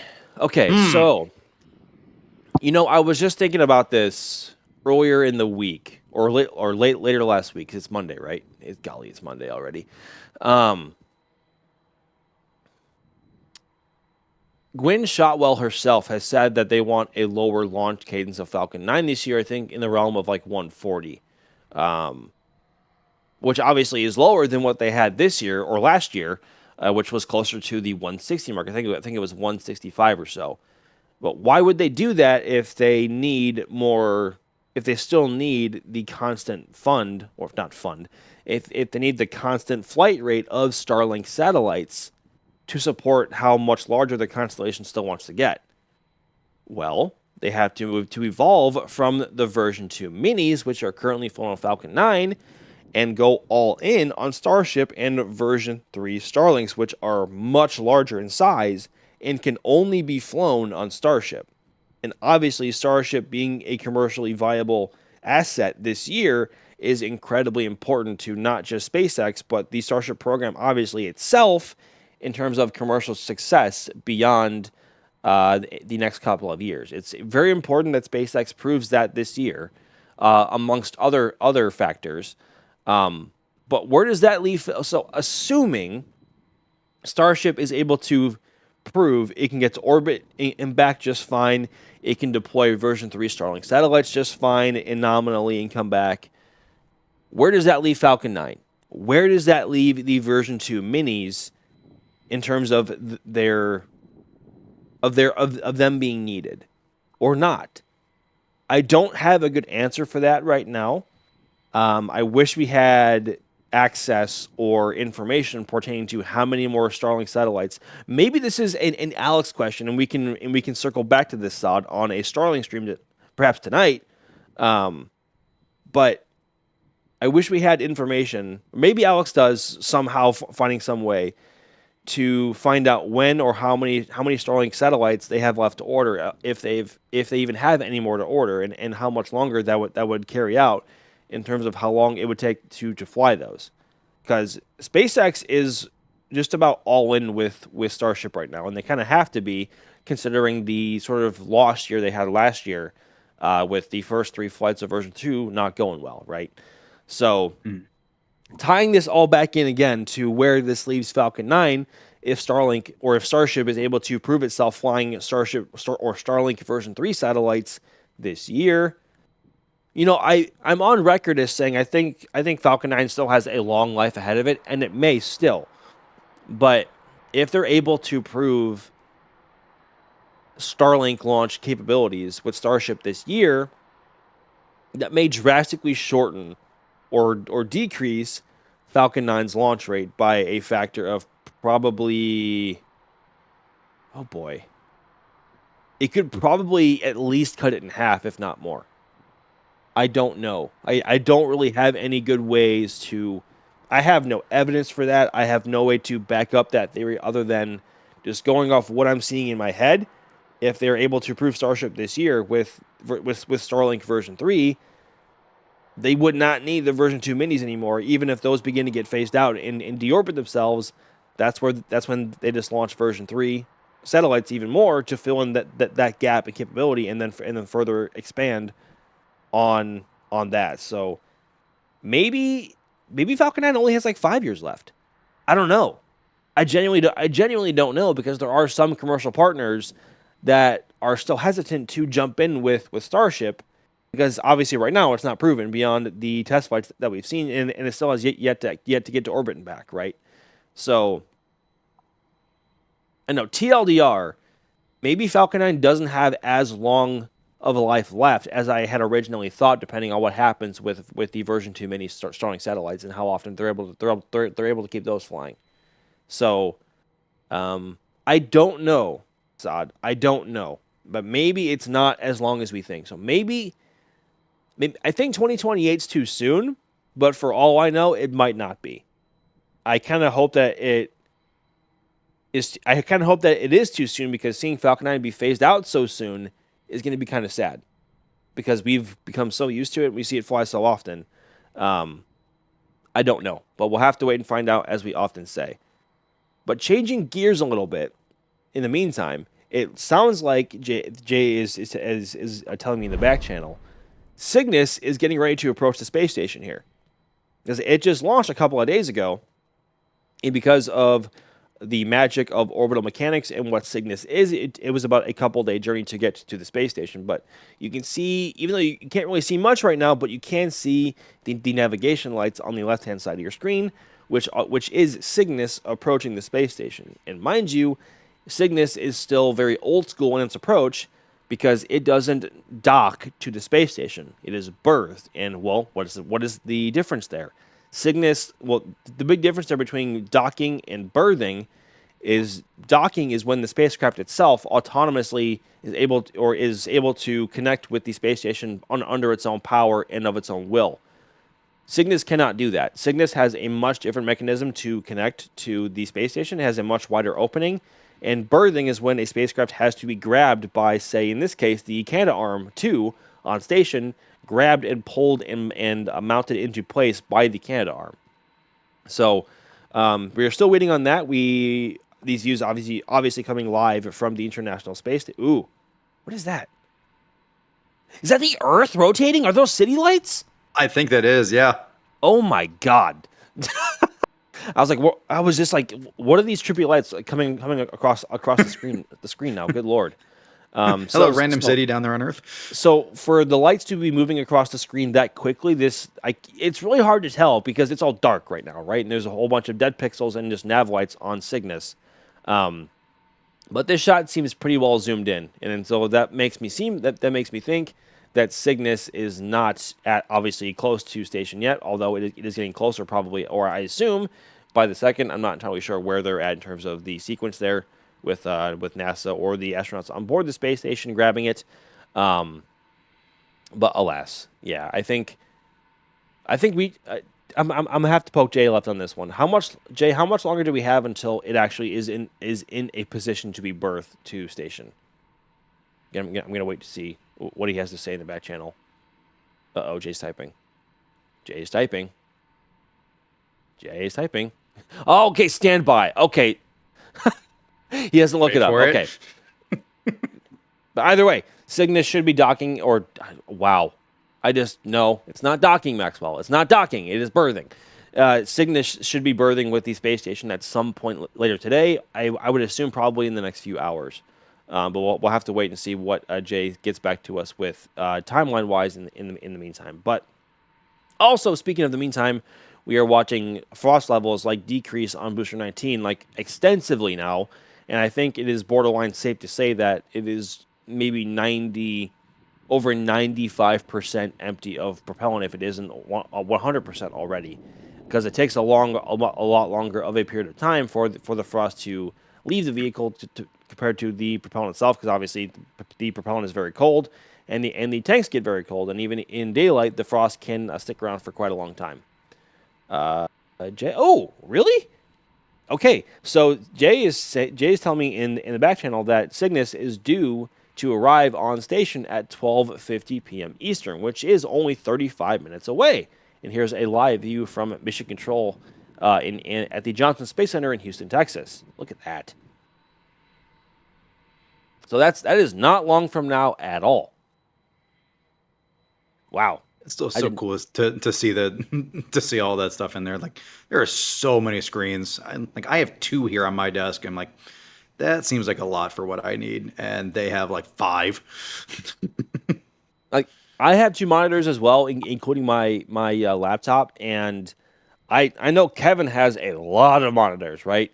But none of what we have really compares to what Mission Control at JSC has in terms of how many monitors they have and their big screens in the front of the room. It's kind of crazy. I'm incredibly envious of their setups, but I don't think we have the needs that Johnson does for the amounts of data being displayed. Maybe just a thought. Just a thought. Yeah.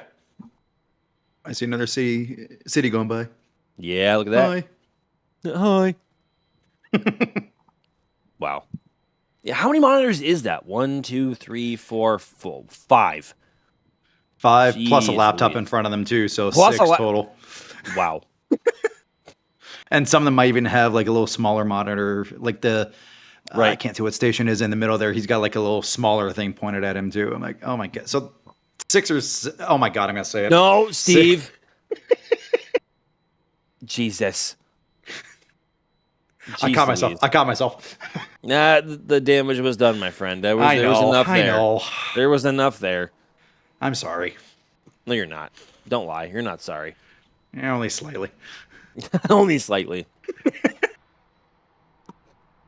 Oh, good grief. Well, we have 2 things to watch now, or maybe 3, depending on when or if I should say, Massey's ends up spooling up for Ship 39 testing. But in the meantime, we will continue to watch Booster 19 on the right as detanking continues, and Cygnus on the left-hand side of your screen approaches station to resupply its crew after launching just a couple of days ago on Saturday morning. So, in the meantime, I want to hit some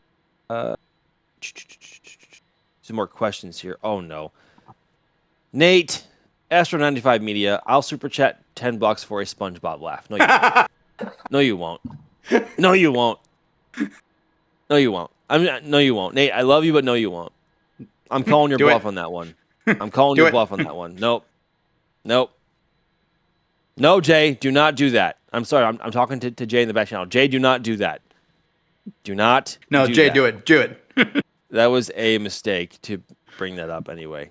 I do that to myself a lot. Oh, God, no. Now I'm being yelled at. Good grief. Moving on from that topic. No. Oh, no. Ugh. I'm Oh seeing my it. god, yes. I'm seeing it in the panel now. Yep. Gosh darn it, Nate. Ah. Okay, so for those of you for those who missed the point, I at some point recently mentioned that I have a SpongeBob laugh impression, and Nate just said he'll super chat $10 to do it, and I said no, you won't, and he just did. And as proof, I'll put it on the screen. Yes, Nate did the thing. Okay. I've never done this on air before. I'm honestly kind of nervous. I don't know, Steve. Should I do it? Dude, you're overthinking it. Just do it. I know. I am overthinking it, aren't I? This is completely. We are well off the rails at this point, folks. Like well off the rails. Maybe I'm just also. I'm stalling. I'm stalling. Let's see. How do I do this? Welcome to the Flame Trench Booster 19 Testing Edition. I know, right? I'm being yelled at now. Okay. I think I might have to bring my mic a bit farther away. Hang on now. Hang on.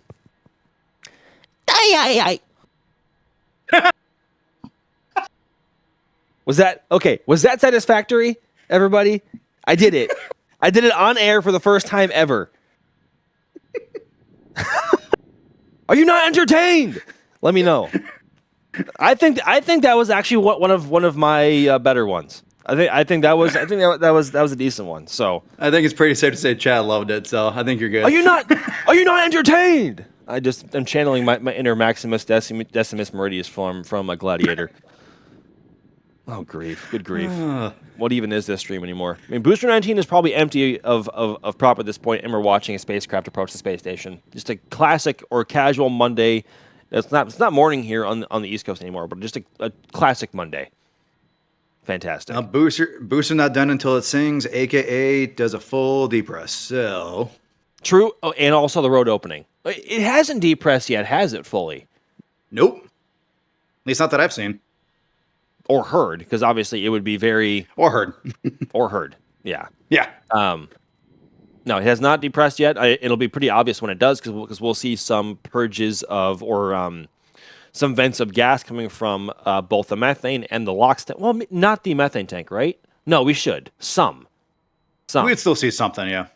Yeah, so there should be noticeable venting on the booster when that happens, and obviously we will hear that quite clearly as well, because it is not a quiet process.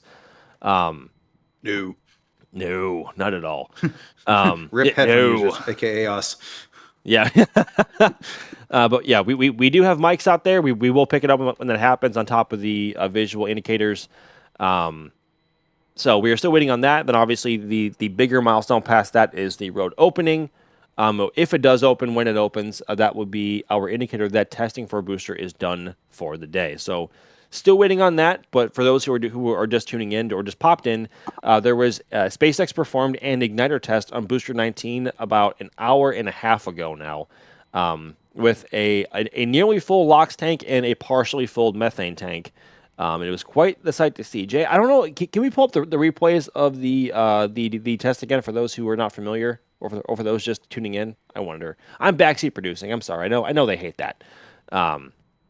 Both Kevin and Jay. Oh wow, that was fast.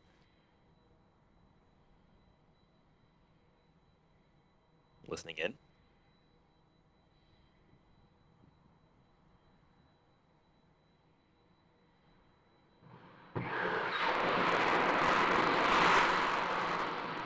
There we have it. That was the igniter test on Booster 19. That little like pop and squeal like a TIE fighter. That's what we were listening for on the igniters. But this time it was not just with 10 engines; it was with all 33, which is really cool. Yeah, that is what happened about an hour and a half ago now. We are waiting for SpaceX to fully depress and detank Booster 19 before reopening the road and closing up testing for today. But obviously, in the meantime as well, on the left-hand side of your screen, we are watching Cygnus get closer and closer to the space station and should be in the position to be berthed at around 12:50 or so, at least according to the current schedules. In the meantime, let me hit some more support really quick from Micah. Coming back to that impression I just did, that with a $10 or €10 super chat, that was a pretty good impression, deserved. Thank you, Micah. I just did a SpongeBob laugh impression for those who didn't follow. And Fawad saying we are now back in Twitch again. Hey, thanks, Fawad. Appreciate you. Yeah, it's been a morning and early afternoon now. I came in late, folks. I missed the action, but alas. I'm gonna go through some more questions here. Steve, have you noticed anything else on the launch mount or the booster itself in the last few minutes? I'm gonna go through No. Oh!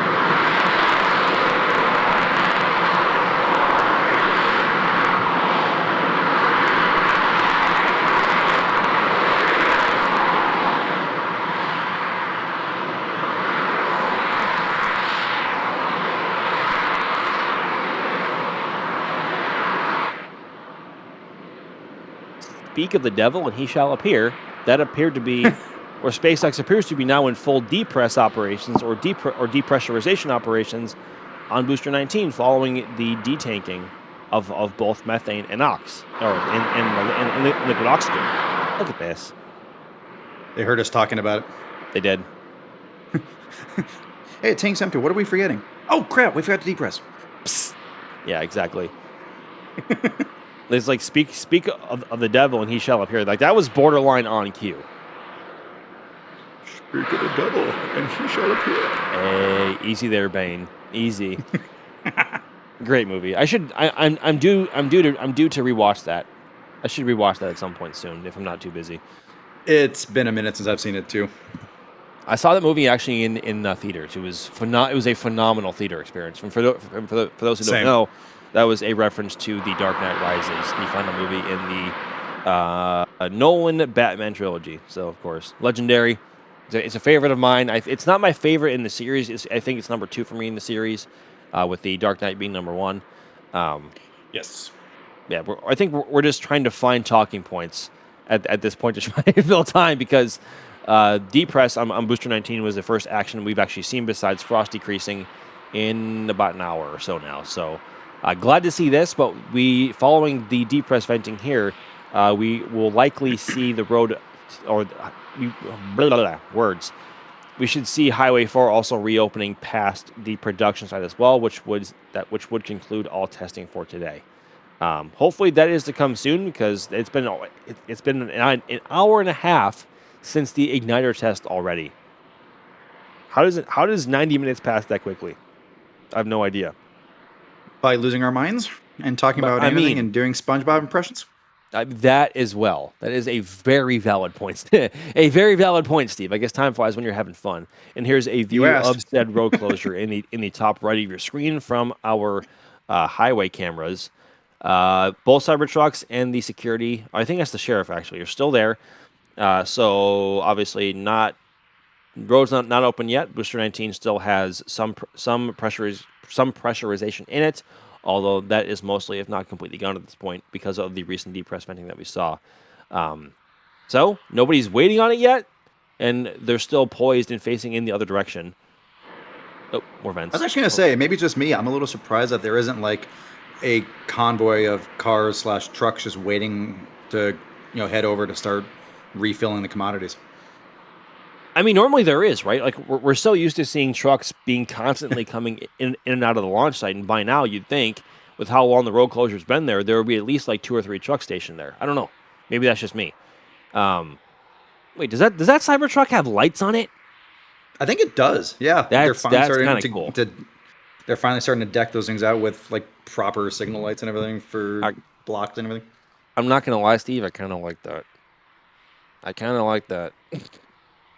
I have a secret no, not so secret anymore. A secret fondness for the Cybertruck, but not so much for how it looks.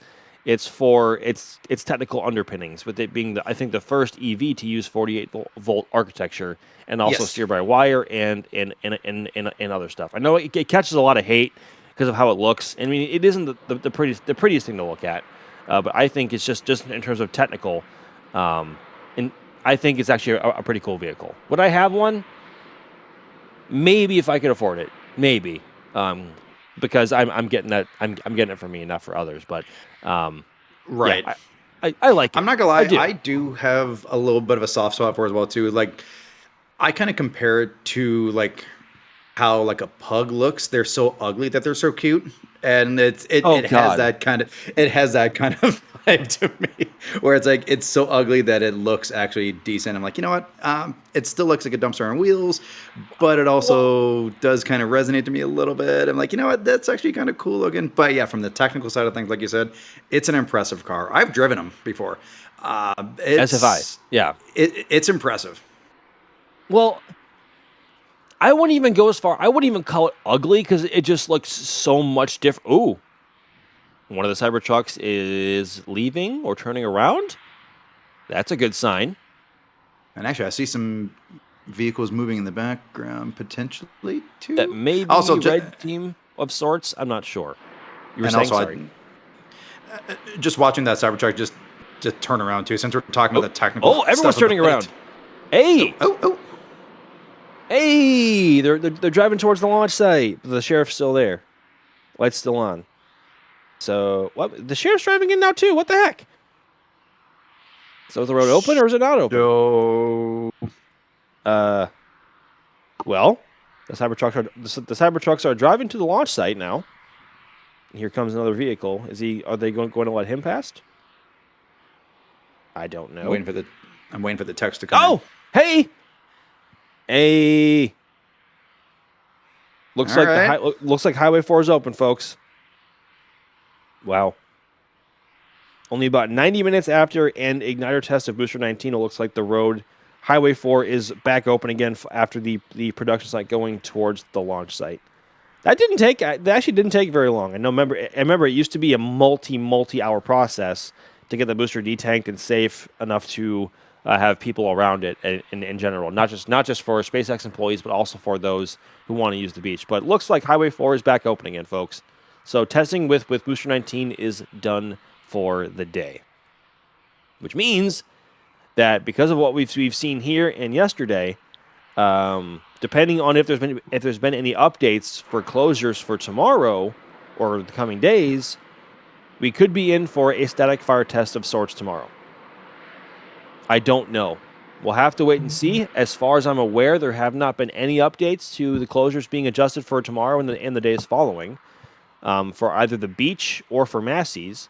But tomorrow, text just came out, and we officially are open. Sorry, just want to point that out. very good, excellent. So, 100% confirming that the obviously testing is done for today beyond what we have already seen. So, good news, and one step closer to a full 33 engine static fire no earlier than potentially tomorrow. And I want to emphasize potentially because we still don't really know yet what they want to do, whether they want to light all engines at once or do a partial ignition of a smaller group. But being told in the back channel that the beach closure for tomorrow is the primary closure, with the website just being updated. So, looks like tomorrow may be the day, folks, that we've been waiting so many months for. On top, obviously, launch notwithstanding, a booster static fire is about as action packed as Starbase gets before launch. I mean, obviously, a ship has to fire as well, but that's only 6 Raptors compared to 33 on the booster. So I think to wrap up the stream here, let me clear out the queue, and before we can get people wrapped up here and send them on their way for the rest of their lovely Monday. Let's see. Hitting here from Decisive TV asking, how quickly does your merch ship out? Looking to get a shirt since I'm also going to SPI for a week at the end of this week. No kidding. Hey, maybe you'll bump into Steve here. Oh wow, and there's Cygnus on the left hand side of your screen, rapidly approaching the space station. Hey, there's everything happening everywhere. Everything happening everywhere all at once, in classic modern day spaceflight fashion. I guess it depends on what merch you were talking about here, Decisive. I know if we have shirts that are just out in our general store that are not made specially or were not just released, those tend to ship out pretty quickly. I want to say within a week. I've gotten my stuff pretty quick before. Same. But in terms of like if a patch is just released or on pre-order, obviously you're going to be waiting a bit longer for that one. Same with the pins. Same with anything being specially done or just released. So have a bit more patience for those if you can, because those may take a while. But just in general terms of most of our merch, those tend to move pretty quickly. So depending on what you want to pick up, you should see it pretty soon. And one more here from Nate. Hey. Worth it. Thanks for igniting some humor and not leaving chat depressed. Hopefully, I didn't spin you up too badly. Well, we are well primed for a static fire now. Until next time. Thank you, Duder. Love you, dude. Yeah, that was fun. For those who weren't aware, Nate dared me to do a SpongeBob laugh impression live on stream, and I caved. So there we go. I think he was even a dare. I think they just flat out told you do it. So he dared me to do it. No, so well, he dared me, and then I called his. No, sorry. He said he would super chat. Yeah, that's right. Yeah. He would super chat for me to do it, and then I called his bluff, and he actually did, so I had to do it. Like, that's how that went. And look at this now on the left-hand side of your screen as Cygnus is approaching the space station, getting ready to be berthed to the Nader port to resupply the space station and her crew. I never get tired of this view. I mean, we have Booster 19, a super heavy booster on the right-hand side of your screen in Starbase, and an active resupply spacecraft almost to the space station on the left-hand side of your screen. That's just poetic. Like, that's just how intense and rapidly progressive this modern day of spaceflight is. And I could not be more grateful to be here with y'all covering it and bringing the information and visuals to the world. And especially with you, Steve. And thank you very much for coming on today.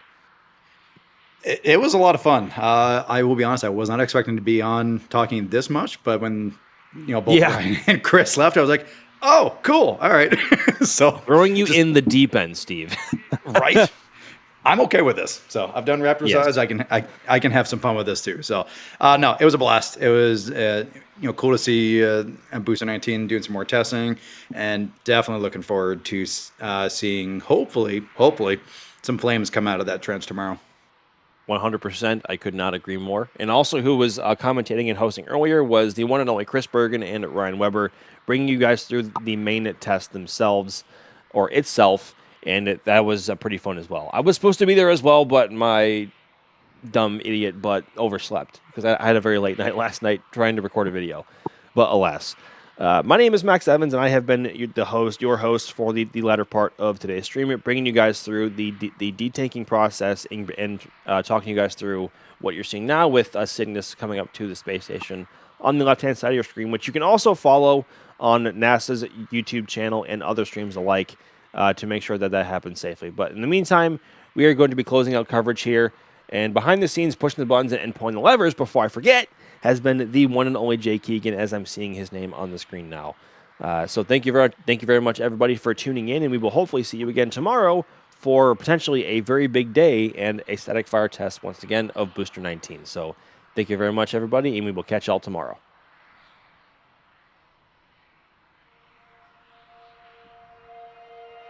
And here we go.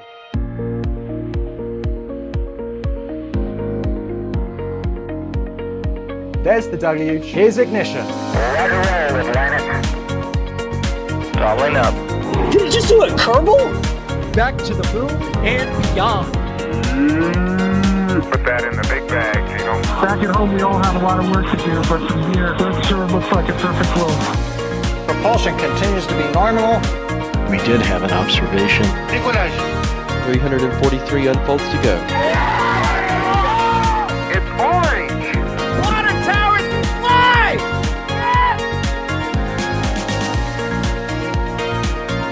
Bingo! Right in the center. Where's Jacqueline? There it is! That was surreal.